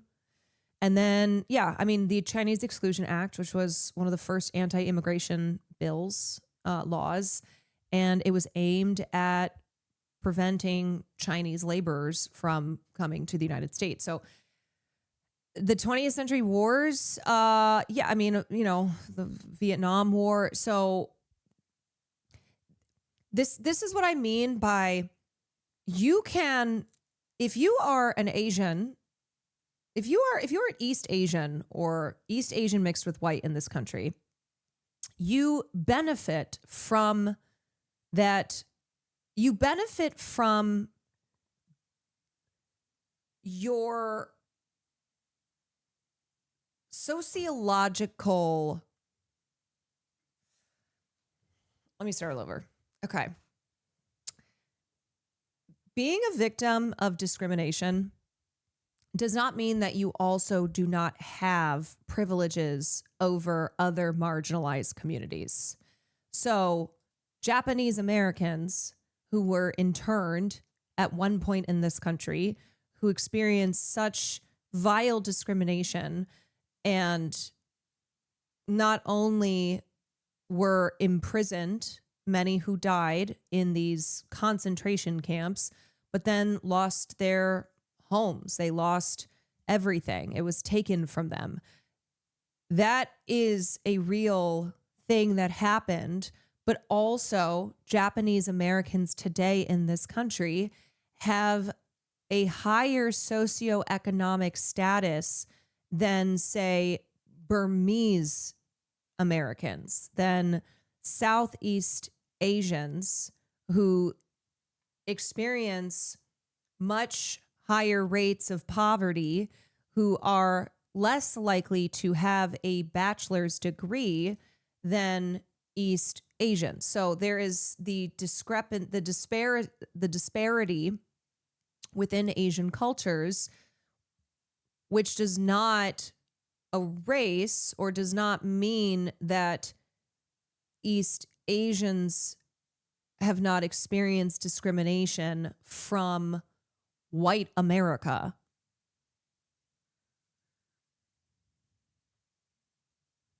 Been very open about how much she had to fight to have the Asian representation that she did have in her works be present. When I was first trying to sell it as a movie, people did not understand.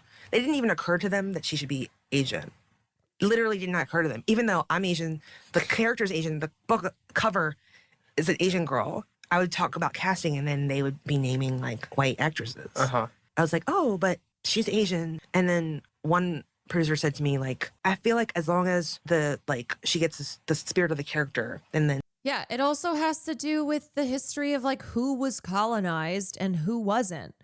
So for people who are from countries, whether they immigrate to America or not, that have experienced a long history of colonization, both from the West, but also from other Asian countries like Japan, that is going to result in socioeconomic differences from countries that did not experience those levels of colonization and imperialism.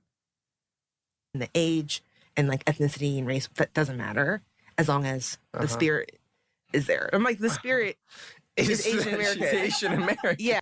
The genre of YA, especially YA targeted at girls, has historically been based in generic American beauty standards and ideologies, most of which are unabashedly white. And while, like I said before, we can talk about everything problematic, it's very clear to me that the character's Asianness was definitely something that Han did want to explore. It's shallow enough to be palatable for white audiences, but it's undeniably present. And now you might be thinking, why make the Korean mother dead? Why would you choose to have these girls be just like another step removed from their Korean heritage in this way?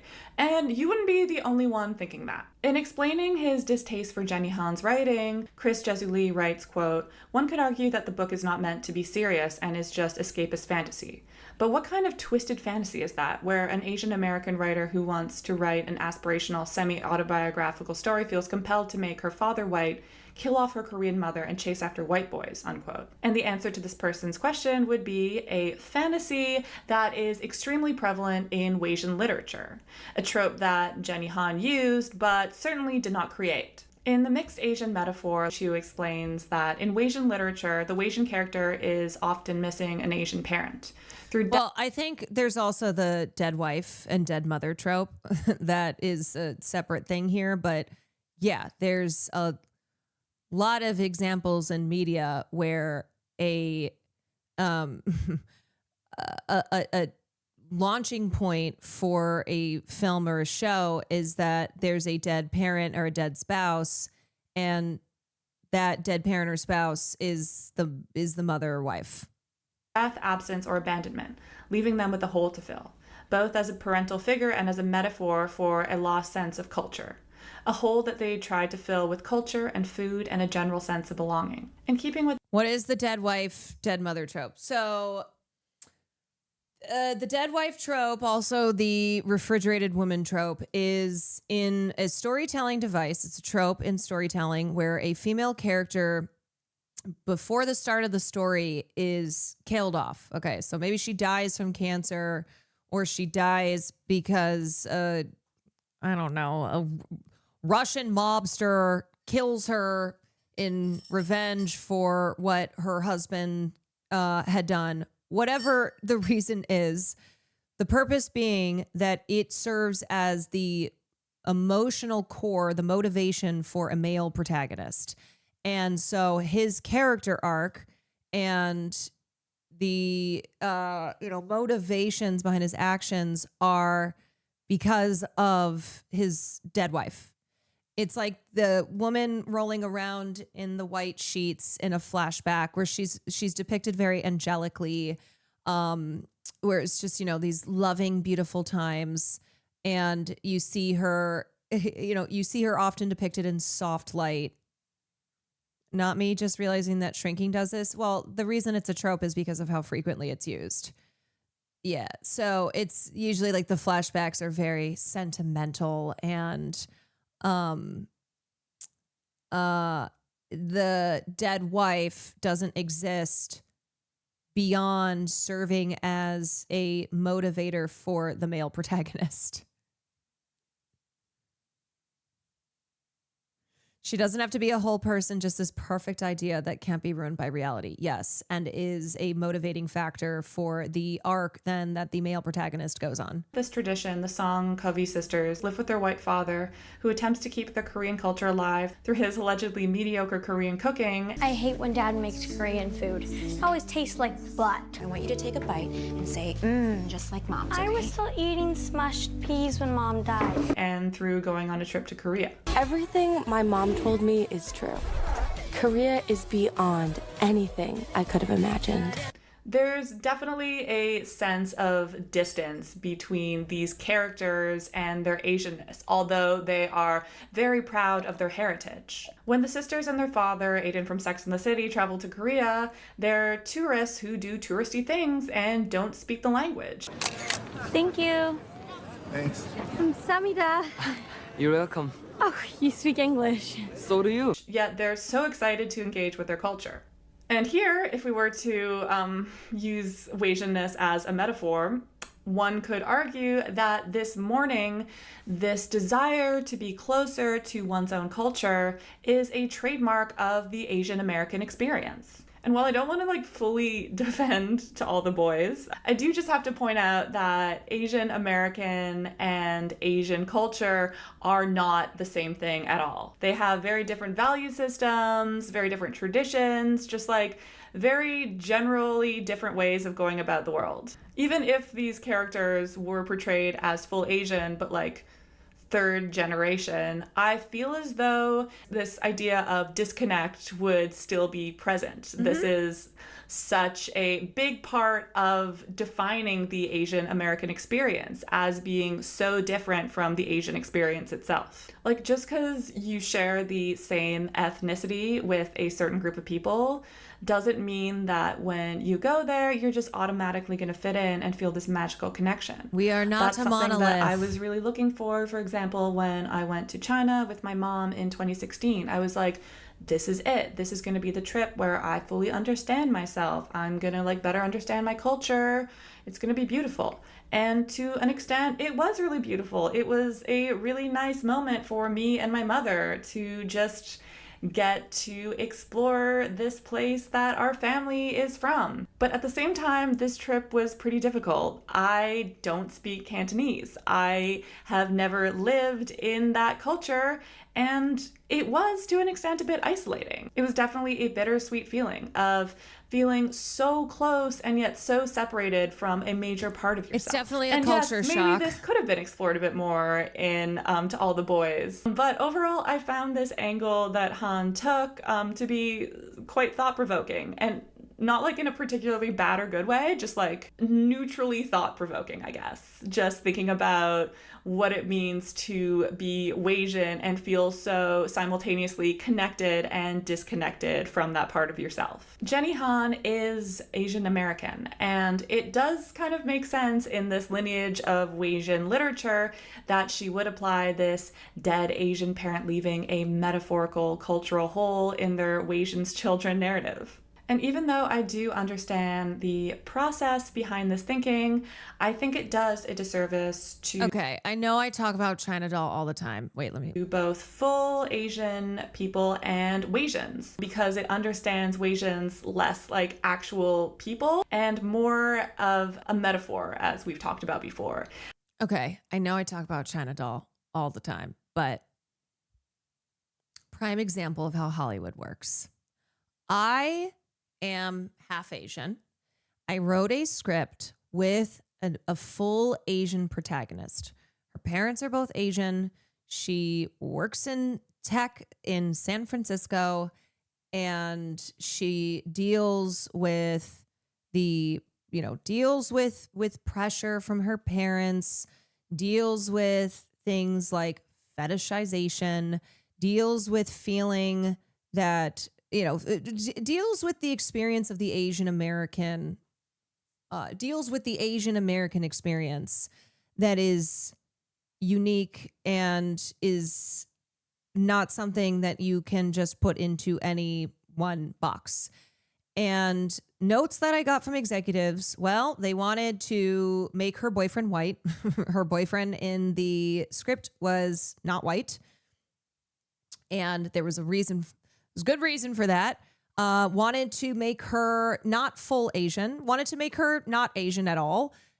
So all of these ways to try and take something that I had put so much thought and specificity into and go, what if we didn't do any of that?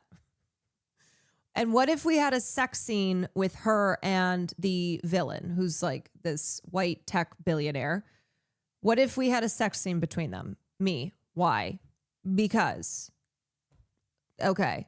What if we added in a scene where there's tea? Why? Well, don't you have tea in your culture? Me. In Asian cultures, is tea a thing? Yes, I am Asian American. I like tea, but not because it's part of my culture, because I like a fucking cup of tea. So like, these are all the notes that I got that drove me fucking insane. But again, that was trying to monolith, but also stereotype and all the things we've been talking about so far of this story that I had written that was based in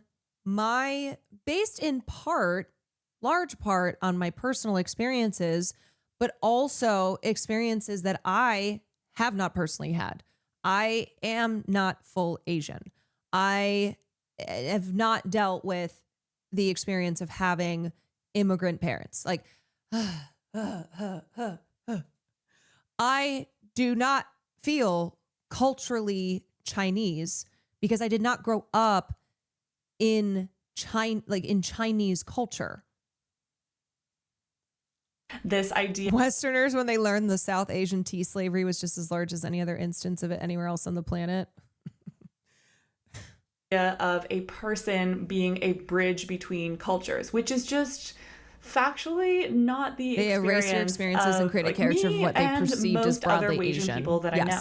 I feel like this idea of Han using Wasians as a way to bridge cultures can be fully backed up by her choice to cast Lana Condor, a monoracial Asian actress, as the lead character, with visibly Wasian actresses as her sisters. Han was very upfront in her pride in this casting decision, which is a little bit weird because that just kind of feels like she views the casting of a full Asian lead as like being the true Asian American representation. It kind of just makes the Wasian characters feel like whitened Asians. So now let's take a moment to talk about a Jenny Han series in which the Asian parent is very much alive and well. I was in love, Steven, like out of my mind in love. What was I supposed to do? While many have expressed their dissatisfaction with the ways in which Asianness is portrayed into All the Boys, The Summer I Turned Pretty certainly did not help Han's image. The Summer I Turned Pretty is an Amazon Prime show which first began airing in 2022. And for the most part, while the show follows the source material quite carefully, Belly was read as being white in the books, and Han opted to have Belly's family be portrayed as Wasian in the series. Honestly, I'm kind of embarrassed to admit how excited I was when I first saw the show, seeing like a divorced, full Asian mother with 2 Wasian children. I was like, that's like my family, and I was really happy about it. I literally called my mom at some point while watching the show, and I was like, oh my god, like, the relationship between Belly and her mom, like, it reminds me of us. Like, don't you just feel like you're Belly's mom? And she was like, no, not at all. And I was like, okay, fair. But beyond that initial excitement, there's like nothing inherently Asian or Wasian about the show, aside from like one scene where Belly's brother Steven experiences racism at an overwhelmingly white country club. And this is not surprising to me at all, as the series is based on its source material in which Belly and Steven's race is never mentioned. They're assumed to be white, and on the cover of the books, Belly is literally white. Also, the way she talks about Asianness in the books is just like definitely not a way that an Asian person would talk. Her love interest, Cam, who is half Puerto Rican and not Wasian in the show, is an ethnically ambiguous half Japanese Wasian in the books. She describes him like a beautiful god, and she's so intrigued by the fact that he can speak multiple languages. And she's just like, that's so cool. I've never been to Japan. I'd love to go to Japan. And it's like, it's honestly kind of impressive how Jenny Han was able to just like conjure up this whiteness and he's so smart and mysterious. The actresses who played Belly and her mother both discussed in interviews that they love the fact that this kind of YA story can get Asian representation without Asianness being central to the plot, seeing themselves portrayed in characters they would not normally see themselves in. And while this is super fair, I think that we're not there yet. We just don't have the amount of Asian representation in Hollywood to be like, yeah, every Asian character's story doesn't need to be about their Asianness, because there's just like not that many popular Hollywood stories out there about Asianness. I feel like if there was like an actual proper amount of Asian representation within Hollywood, this would be even more valid. But the fact of the matter is there are just like so few stories about the Asian American and Wasian American, or just like Asian experience in general in Hollywood. So yeah, we just need more stories. We just need more. I just don't think we're at the point where we can be like, love seeing Asian characters portrayed outside their Asianness, because like, I think a better way of saying it is not having stereotypical characters. It's like representation, but representation that just does not devolve into stereotypes. Nobody wants stereotypes. But also we want more we want more representation, but we want accurate representation. We want diverse representation. Where are you seeing that? Authentic I'm not representation. So it's not that like there is not the experience of the immigrant experience. Of course there is, but if all stories are depicted in the same way, then that just devolves into tropes and stereotypes.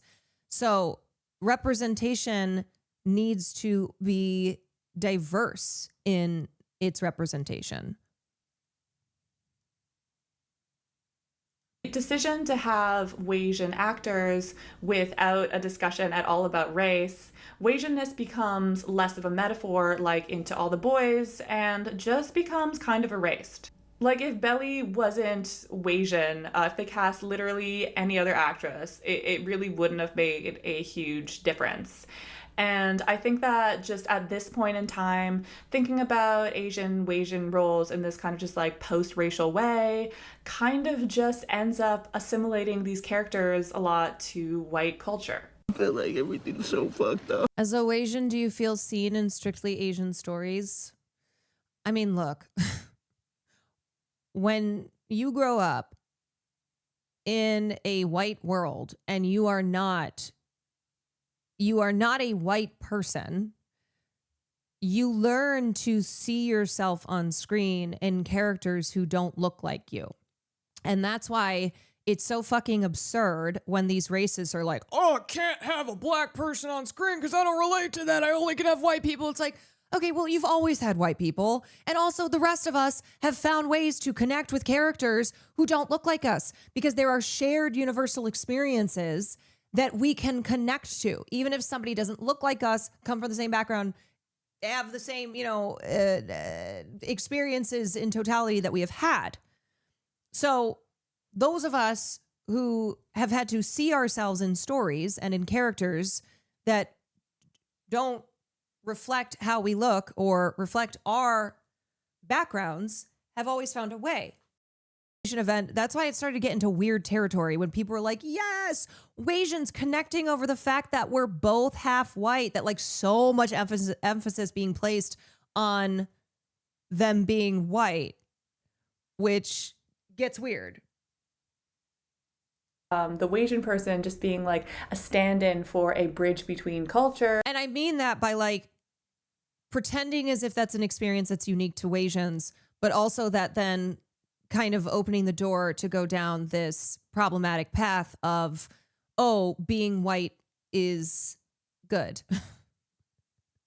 I'm really enjoying this discussion. I feel seen. Good. I'm glad. I think it's an important one to have. And I want to emphasize again that Asian Americans are not a monolith. Asians are not a monolith. There's such a diversity of cultures in and across Asian countries. And in Asian America, in America, the Asian American experience is also not singular.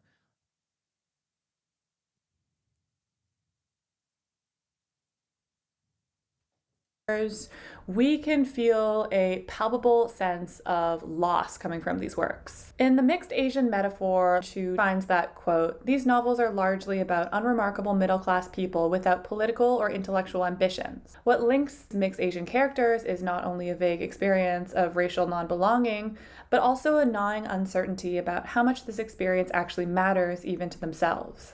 Yet the mixed Asian novel has far more to teach us about Asian America today, precisely because it doesn't have much to say at all. Asian America is not an idea for these authors, but a sensation, a mild, chronic homesickness. Indeed, to read the mixed Asian novel will be to ask ourselves if Asian America can be anything but this kind of heartbreak, unquote. And one place where I really see this idea of like a mild, chronic heartache really playing out is in the indie pop musings of musicians like Olivia Rodrigo, Leve, Mitski, and Conan Gray. I love the fact that I'm mixed race, and if you're mixed race and you don't like the fact that you're mixed race, stop being silly. What these musicians really have in common is within their lyrics, they're discussing a lot of feelings of pain and of longing and of wanting to belong throughout all of their discographies. A phenomenon which some people have gone on to describe as... And while for the most part, these artists aren't overtly talking about their mixed race identity, if you're looking for it in their lyrics, it's something that you can definitely find. It doesn't take that much work. Let's take Olivia Rodrigo as a prime example of this. Olivia sings about a lot of typical young adult experiences, like heartbreak, jealousy, feeling insecure about her appearance. And another thing about her is that she is like so obsessed with Sabrina Carpenter. That blonde girl. And not even in like the sense that you would assume someone would be like jealous. Oh my God, yeah. Wait, I forgot about Driver's License. Lover. It goes way deeper than that.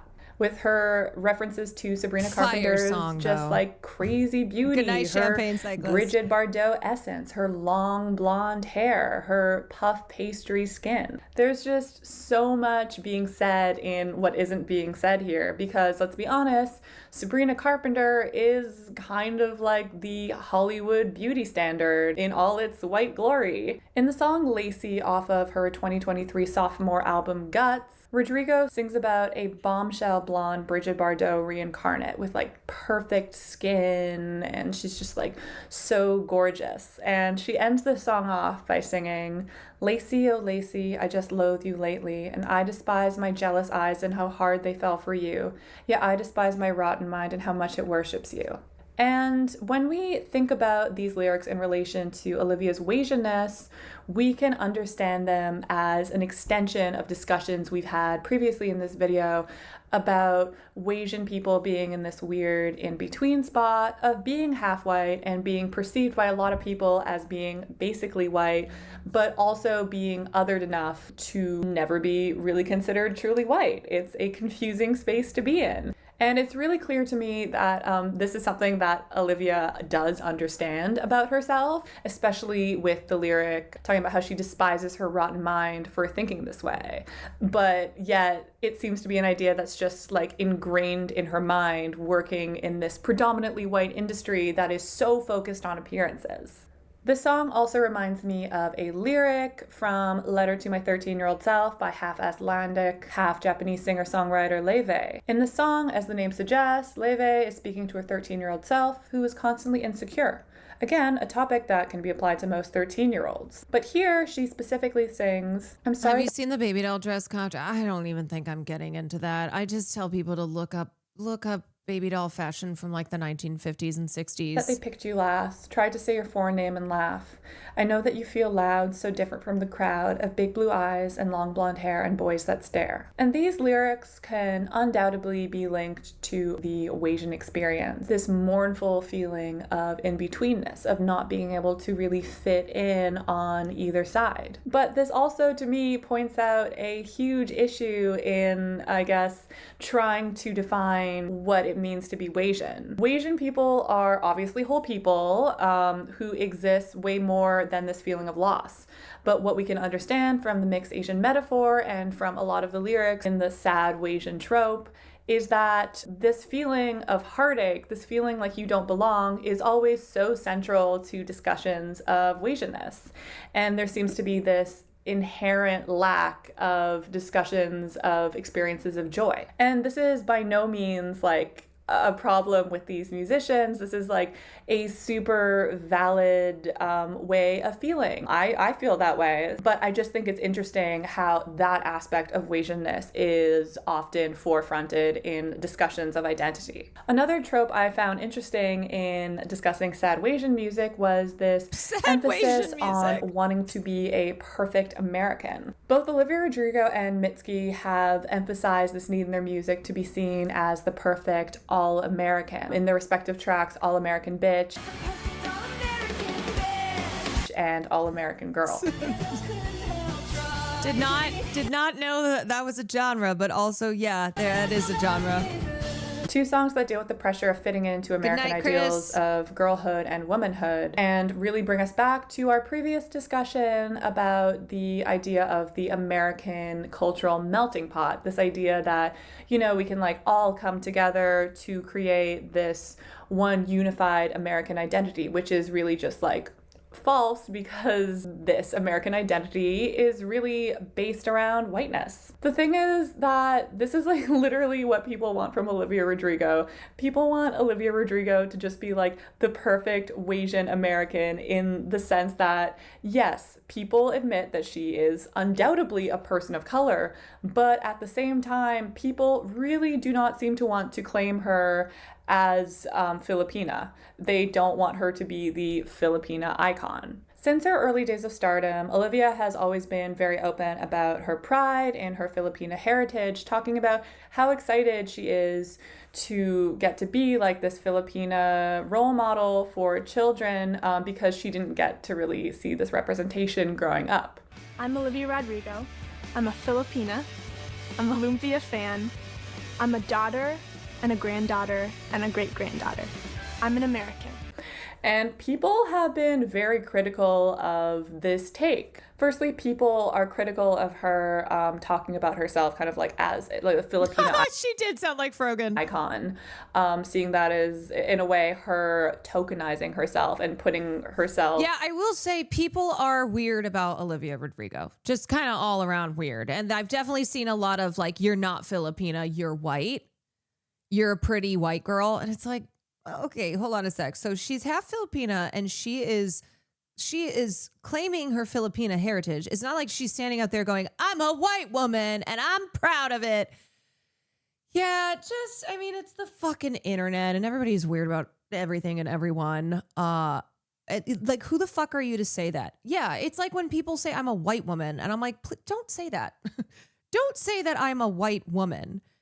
As in you're erasing my experiences as an Asian woman in a white country, in like a country that has very much seen me as an Asian woman. Like that erases the racism and specific fetishizing I have experienced as an Asian woman in this country. Yo, C, what's up? They acting like she's Cameron Diaz. Like they get mad when she says I'm Filipina, when she's proud of being Filipina. In this icon position that no one asked her to be in. But also a lot of people have been like, if you're going to be my Filipina representation, you better show your work. You better prove yourself as being validly Filipina, which I think is kind of silly.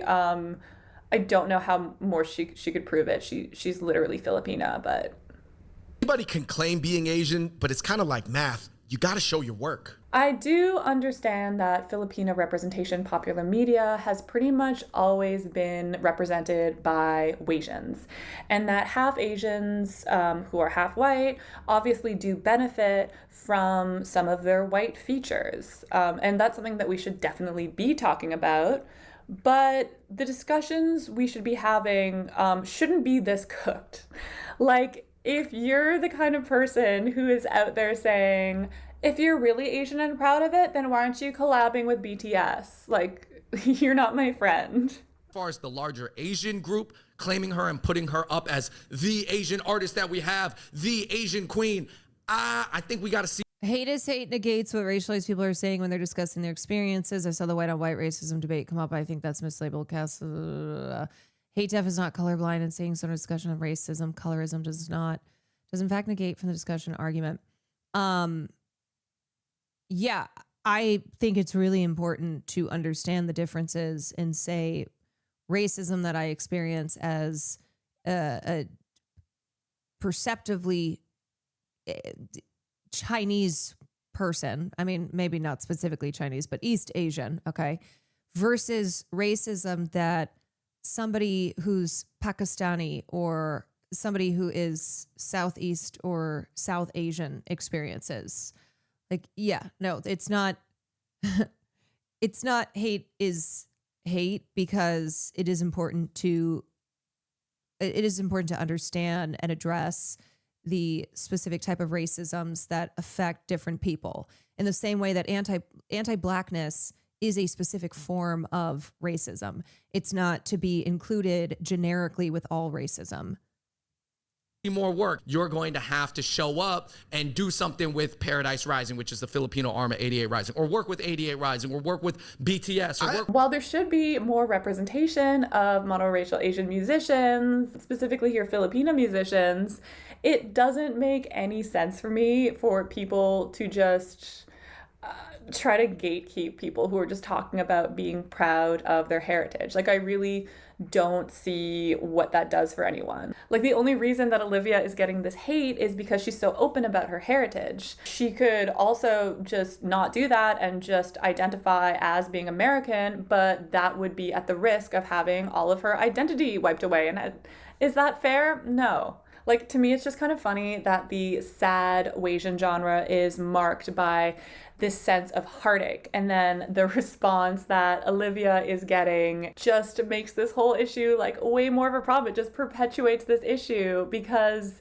at the end of the day, I don't know, like Asian people fighting other Asian people to get represented isn't that helpful. It's definitely more of a systemic issue, and we should be looking elsewhere to... Don't tokenize. Don't treat this as a zero sum. Don't view this as, you know, white people get the majority of the pot, so we have to fight over for the scraps. So therefore, we need to get rid of affirmative action because affirmative action is what's keeping Chinese and Japanese from getting into Harvard. No, it's not. No, it's not. No, it's not. Affirmative action. Oh my God. I actually don't want to get into the affirmative action conversation because it makes me so fucking mad. Makes me so mad. And guess what? After affirmative action was overturned in 2023, has it resulted in the leaps that were predicted to be had in the overturning of affirmative action? The leaps for Asian American students in college admissions? No. The way you can me trying to read your nice comment and I can't speak. I can't articulate. The way you can articulate what I think is refreshing, I can't always say what I mean, so thank you. Thank you. That is so kind. I appreciate that. It's one of the best compliments that I can receive, and I really do appreciate hearing that because I don't always feel that I am articulating and communicating my ideas to the best of my ability in the ways that I want to. So it helps to hear that these are conversations that are great and informative and helpful, and people can pop in and participate or sit there and just listen. Fight this battle.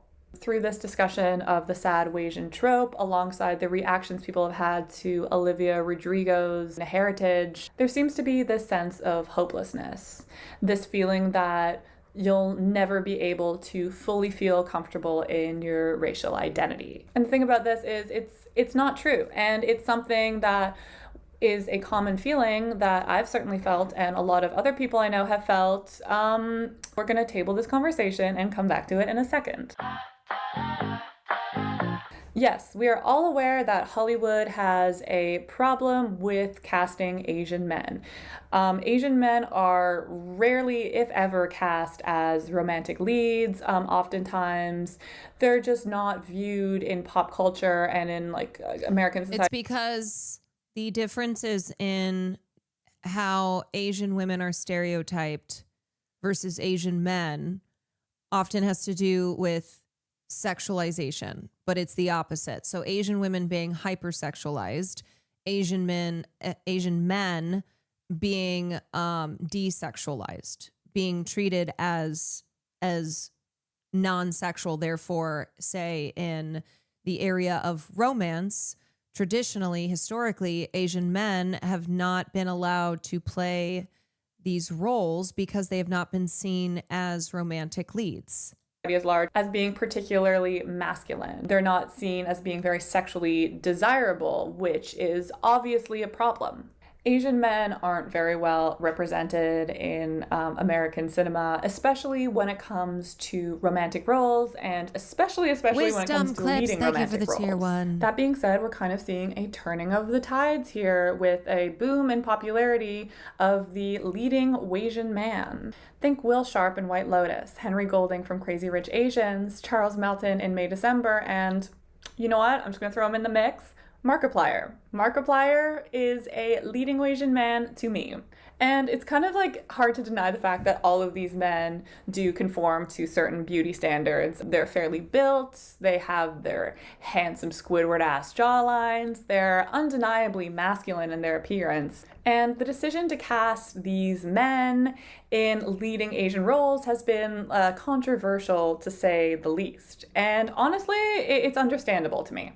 People were losing their minds when half Malaysian, half white actor Henry Golding was cast as the romantic lead in Crazy Rich Asians. And again, I can see where this anger would be stemming from. You know, this movie is a big deal. It's the first film since 1993 that has a full Asian cast, the second in the history of Hollywood.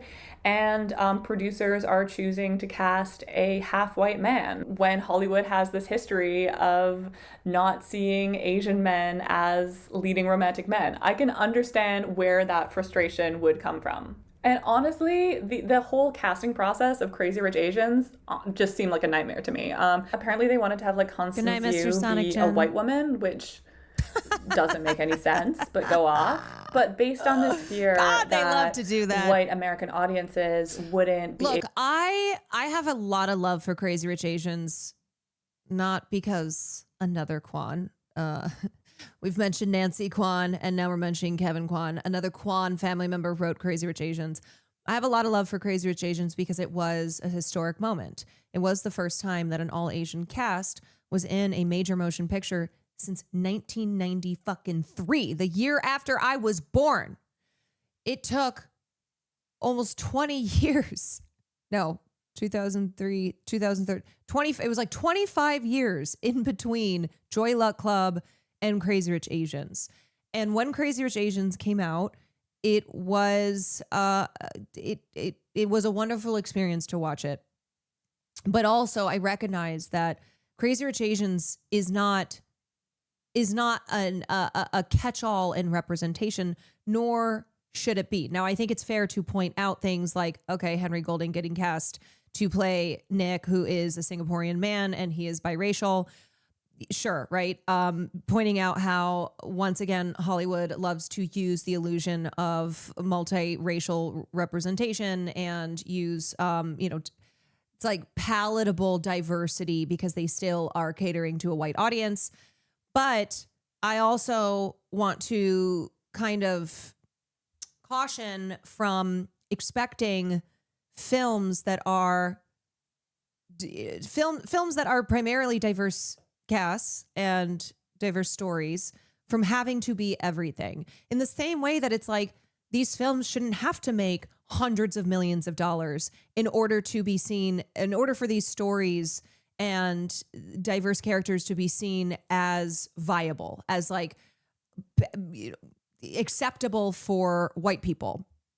It's very frustrating that this is still a thing, that executives and producers in Hollywood will look to see the success of a film that has 2 black actors in it as a way to decide if they're going to greenlight another project that has 2 black actors in it, in the way that You, Me, and Tuscany, this film that just came out with Reggie Jean-Paul and Halle Bailey, a black screenwriter and director of another project said, I need this film to do well because my film is being held up right now, and it is the producers are waiting to see the success of You, Me, and Tuscany, or else they're like, nope, we can't greenlight this. So there very much still are these impossible standards for marginalized filmmakers and storytellers to have to meet in order for our stories, our lives to be seen as like economically viable for the film industry. It's bullshit how many white movies, how many white directors, how many white actors have flopped at the box office, and yet white films, white characters directed by white directors, written by white screenwriters, have been the majority, have been, the almost the entirety of our film history. Didn't Viola Davis have similar issues with getting Woman King made? Yes, there's always issues. There's always the issues, always. And so Crazy Rich Asians was enormously successful, which was important because of that pressure, those standards on films that are not white movies. And it's not fair.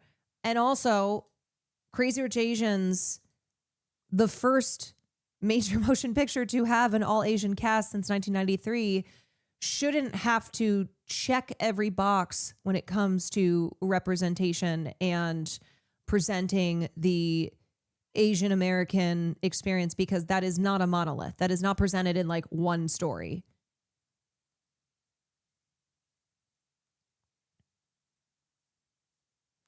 Or the person has to pretend to be another race. It's a whole weird thing where the actors cast as their parents over-explain they're a different race. Able to relate to the film, therefore it wouldn't do that well. This does lead me to believe that, I'm pretty sure that Henry Golding was cast in this role because he's Wasian. The thing is, too many people were taking this out directly on Henry Golding. Right, in it's a way not Henry's that, fault. if I was in his shoes, would have driven me to absolute insanity. He was put in this position in the casting of this film where his Asianness was at the same time extremely validated, but also just completely put into question. Like, people everywhere were just like, is he Asian enough to play this role? Like, they should have someone full Asian because Henry Golding isn't Asian enough. And I think there could have been a little more nuance in those discussions because people were bringing up a valid point, but the way they were saying it was, again, like the Olivia Rodrigo situation, not that useful, I find. It was just kind of like mean. And I find this recurring issue of Asian men being cast as full Asian leading roles to be pretty interesting, because that's so different from what we just saw in the YA Wasian representation. Their Wasianness was kind of seen as being somewhat vague and more linked to whiteness, whereas the Wasian man is often cast as Asian because of his white features being more palatable for white audiences. And this is undeniably really gross. And I think just links to a big theme when it comes to talking about representation in Hollywood, which is colorism. And a lot of different racial groups have had an issue with this. Notably, the Black community has had a lot of problems with colorism within Black representation. I'm just going to play a clip of this TikTok that I think talks about it really nicely. If you haven't noticed, every coming-of-age show on Netflix, Hulu, Prime, etc. typically has a light-skinned biracial Black girl as a lead or as a supporting character. One of the biggest criticisms that's been voiced by Black women, as well as just Black folks in general, is this dwindling representation of unambiguous Black women on screen, particularly as main characters. For example, in the early 2000s, we had shows like... This is not exactly my problem, one of my problems with One Battle After Another. But certainly the depiction of actresses, the depiction of characters played by actresses who are not lighter skinned actresses, who are not mixed race Black actresses, versus Chase Infinity. There is something in there. There is something in there about, say, Regina and Tiana's characters versus Chase's character. And Chase has this full arc and also gets to be a hero in her story. So somebody who's smarter than I am sure has a TikTok or something. Like Ant Farm, Drew Jackson something VP, on that, but and Coco Jones starring in Let It Shine. But unfortunately, what we're now seeing is this trend of light-skinned biracial girls playing fully Black characters. This ultimately raises the larger question of, does Blackness have to be diluted to be marketable? I don't know if you remember, but during the pandemic, Coco Jones released a video about what happened to her career and why she kind of fell off after Let It Shine. And in this video, she talks about how she was constantly told she was not marketable enough. Now, if you're watching that video in live time, you would see that a lot of people were commenting / comparing her to Zendaya, and how, despite the fact that Zendaya was never mentioned by name, that's what a lot of people jumped to. And it really enforces this larger point that I'm trying to make, where it seems like the marketability of Blackness is contingent upon having a Black female in close proximity to whiteness through a romantic relationship or a friendship, or by simply casting a Black girl that is half white. If you haven't noticed, there is definitely a biracial look in Hollywood. From what we've been discussing, it should be clear that the ideal biracial has white features, sand color / graham cracker colored skin, and 3B or 3C hair. But what's problematic about Zendaya serving as one of the few examples of Black femininity on screen is that it really oversimplifies what it means to be a mixed race person, and in this case, a mixed race woman. Mixed race Black people come in all different shades, have different features, and there's no one way to be biracial, and there should be... And the other thing I want to point out is that when people raised criticism of a lot of the Black female characters in the story, people would always point to Chase Infinity. They'd be like, well, no, your criticism is not legitimate because of Chase Infinity's character. And I'm like, well, no, okay. One character being more just having a better journey, having more of a role than others does not mean that that criticism is canceled out. And going back to this topic here of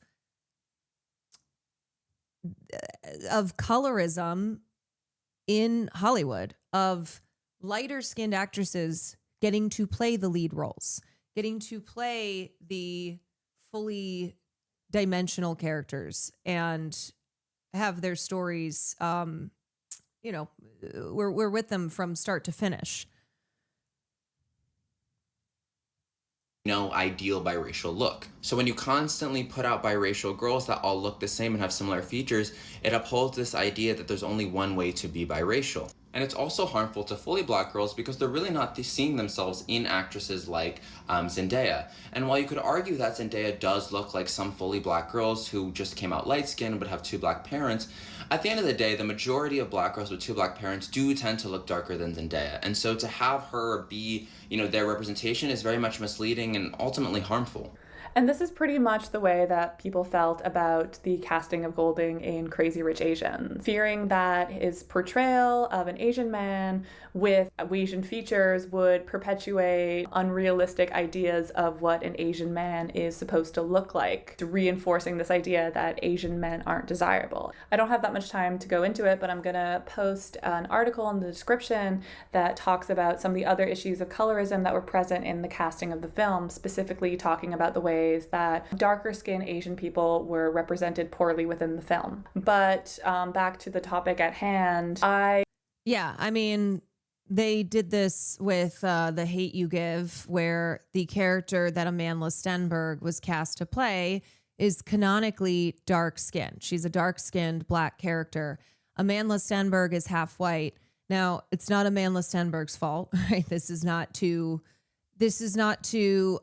lay the blame at her feet or say that she's not, like, I don't want to get into kind of the territory of questioning her personal identity, but this speaks to the casting decisions and the problems in casting decisions today, even in a more progressive world where there have been leaps and bounds made insofar as representation, but that there are still continuing problems.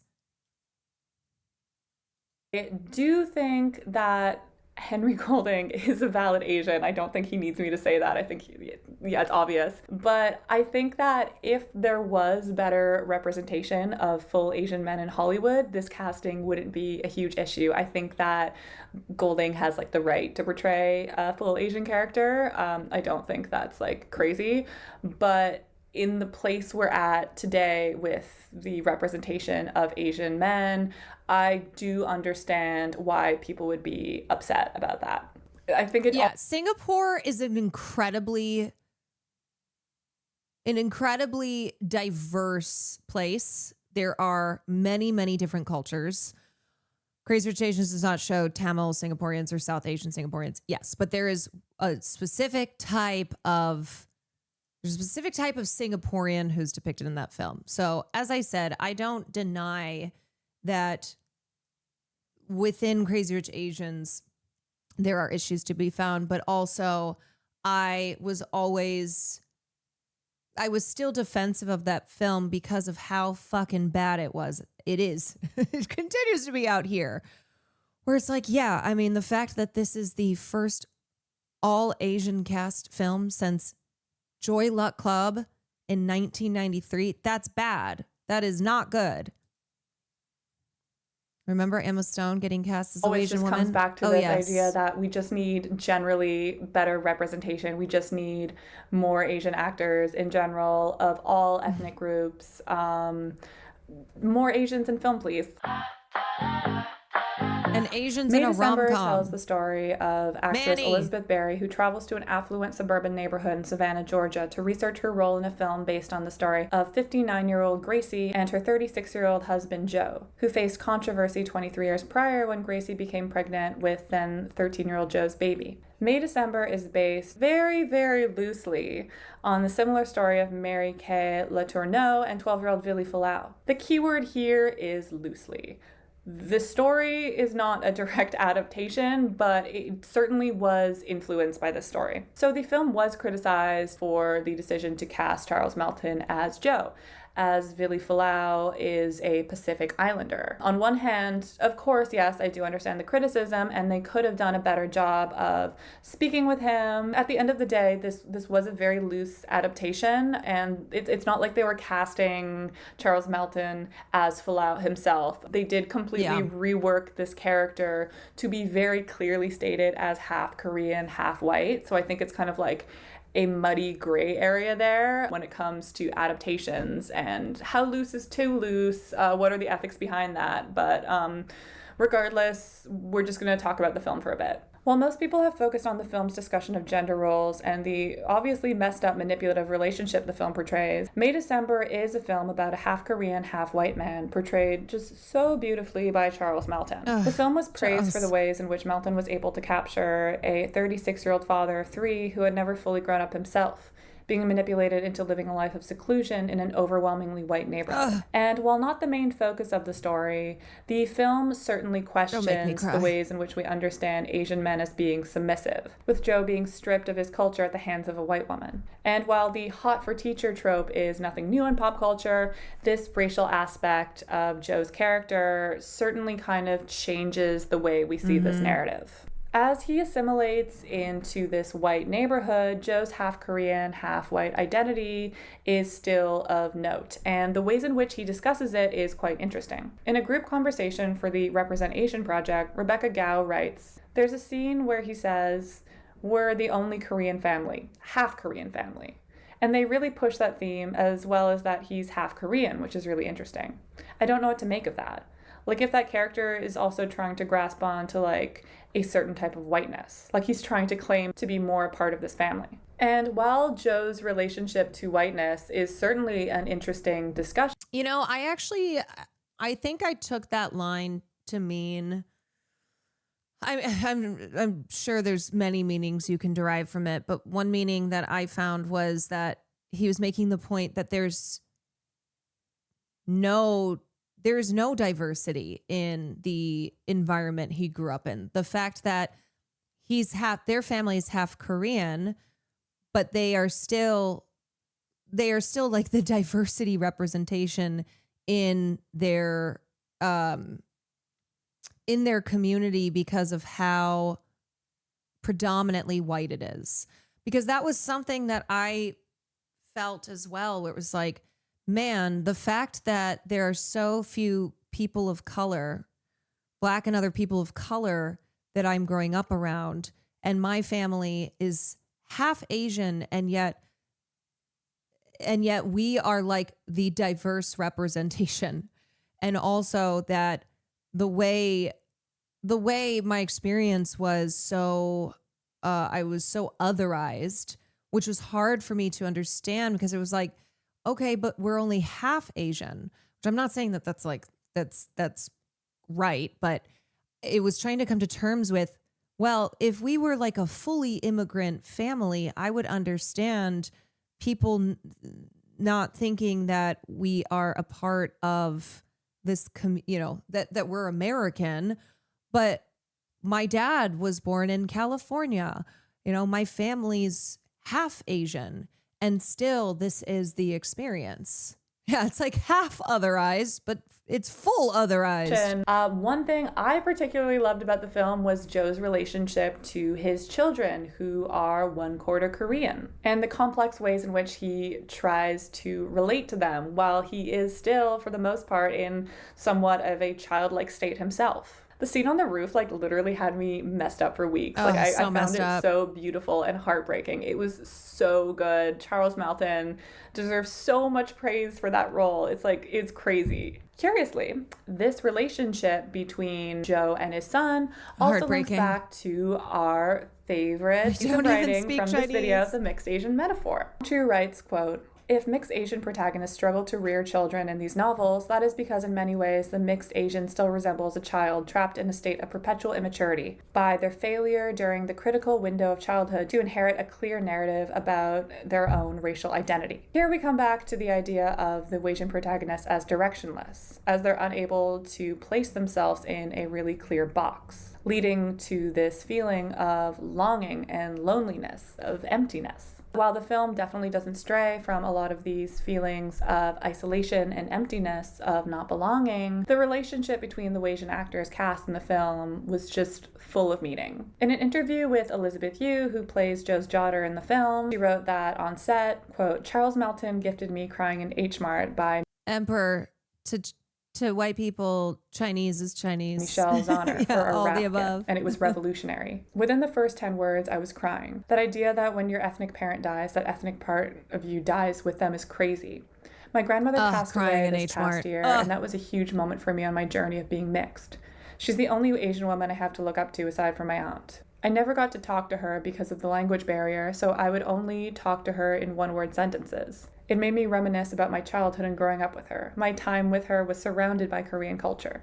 And this quote just really made me stop and think about the beautiful moments I've been able to have and to share with my Asian and Wasian friends and family. Of being able to find community and links to my culture outside of societal understandings of race and of mass media representation. Hearing my grandfather talk about our hometown, of eating congee with my mother, of dressing up for Lunar New Year with my friends. While so many Wasian narratives are just based in this erasure and feeling of emptiness, there's so much joy in connecting to your culture and figuring out how it shapes you as an individual within your own communities and families, as opposed to Wasianness just being this like one mass experience. And hearing about moments like this between you and Melton is just really nice to hear. While this film might not be in any way groundbreaking in terms of like representation of it's on hold, which translates to not happening, or certainly not happening anytime soon. Wasian men or Asian men, it was just really nice to see these actors being able to work together in a way that just felt so sincere and meaningful. Seeing this connection and sense of belonging even when the characters themselves might feel kind of lost. It's a rare moment where you can see this very clear joy fill up this feeling of emptiness that we associate so closely with the Wasian experience. I think it's safe to say that Hollywood, beyond having representational problems with Asian communities, has representational problems to begin with. Hollywood narratives are often built around archetypes and stereotypes and thrive on making characters palatable to white audiences through putting them in boxes. Moving forward, while it would obviously be nice to see more complex Asian and Wasian representation, one thing I think we can gather from this video is that Wasian identity is so complex and is really not something that you can just put in a box. In doing my research, I spoke to half Filipino, half white, Alberta-born Ethan, who talked to me a bit about his experiences of growing up mixed in a predominantly white Canadian suburb, and I would just like to share some of his experiences. My name is Ethan. I'm half Filipino and half white. I was born and raised in Calgary, Alberta. So my mom is Filipina and my dad is white. She immigrated here like in the 80s. She was originally a nanny. Like in the 80s, Canada had like a program that like encouraged Filipino nannies to come over. And yeah, the rest is history. I think like growing up Wasian or half, very interesting experience and something I didn't reflect on until I was older. But like I grew up in a white suburb for the most part, and I grew up with white culture predominantly. You know, my mom shared a lot of her culture via cooking and some stories. We never learned Tagalog. That's the funny thing, is like being told that I was not a part of white culture, and I remember being like, but I like hamburgers. I like McDonald's cheeseburgers. I like it's like all the parts of white culture. But I went, well, hold on a second. White is one cheeseburger. So I actually grew up like really disconnected from my Filipino side. Like besides, you know, listening to my mom speak Tagalog, her making pancit and like adobo. That's about it. I grew up a lot like on, you know, country western, all that type of stuff. Kind of more, I guess, like traditional Western Canadian values. Everyone struggles with identity and everyone goes through their own, you know, personal, you know, path in regards to finding out Bet you've never done meth. Not on purpose. who they are. And I just think if you're half white or Wasian, you have to put like a lot more effort into finding that outside of kind of traditional places and spaces. When you're like a kid, you know, growing up in white suburbs, you don't fit in with white kids. You don't have, you know, like the cabin. You don't have that same kind of like, you know, upbringing. I think like you search in media for like the opposite of that. And I think honestly I have no idea why Disney refuses to sponsor me. It's so crazy.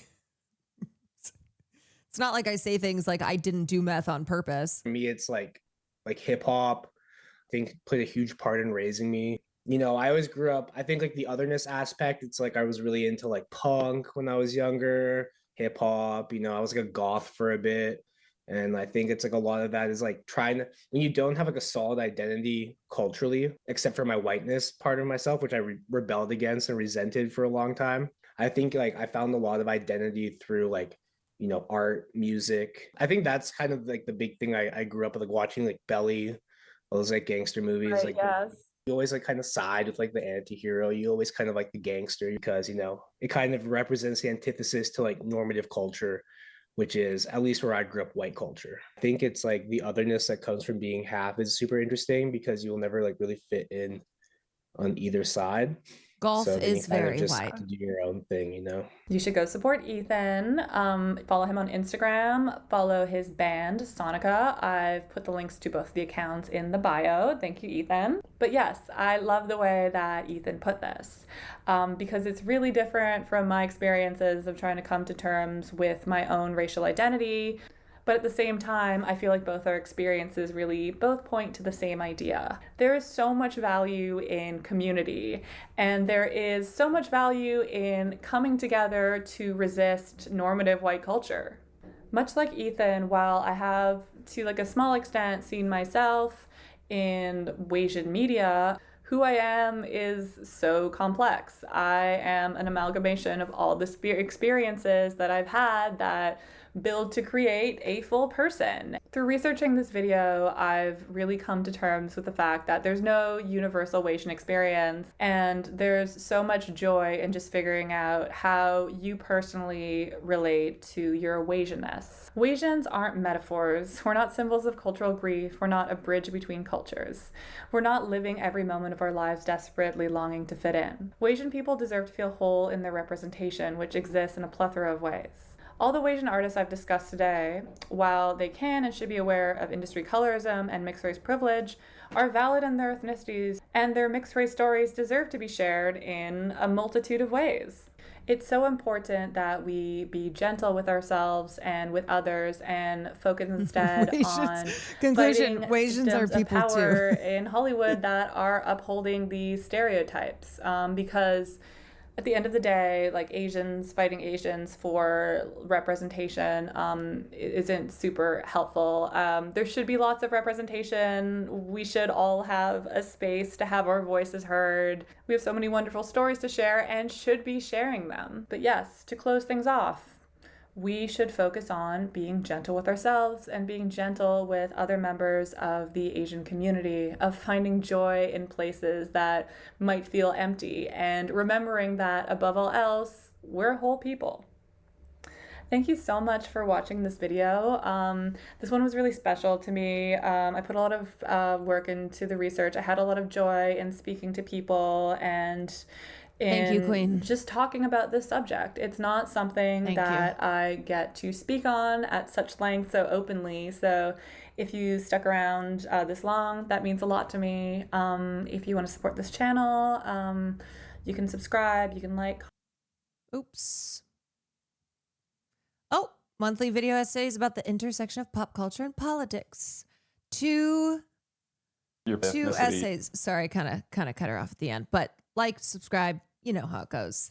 2 video essays that we watched. Well, one of them was not really a video essay, but both from YouTubers who specifically in their YouTube bios say they are at, they speak at the intersection of pop culture and politics, which we are all about here. So that is the discussion on that. And last thing I would say is AAPI month is more than just Wasians, more than just these events that are really highlighting and specifically marketing Wasians. So yeah, happy AAPI month to all.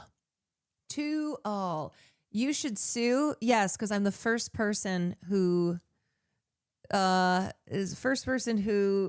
done commentary at the intersection of pop culture and politics.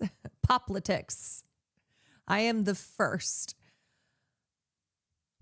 So anyway, thank you for participating in that conversation. I hope that for a lot of you, you feel seen because, again, I think the experience of feeling otherized, and alienated and isolated is a shared one, not just with Wasians, but it's a shared experience. And if this is not yours, maybe you learned something.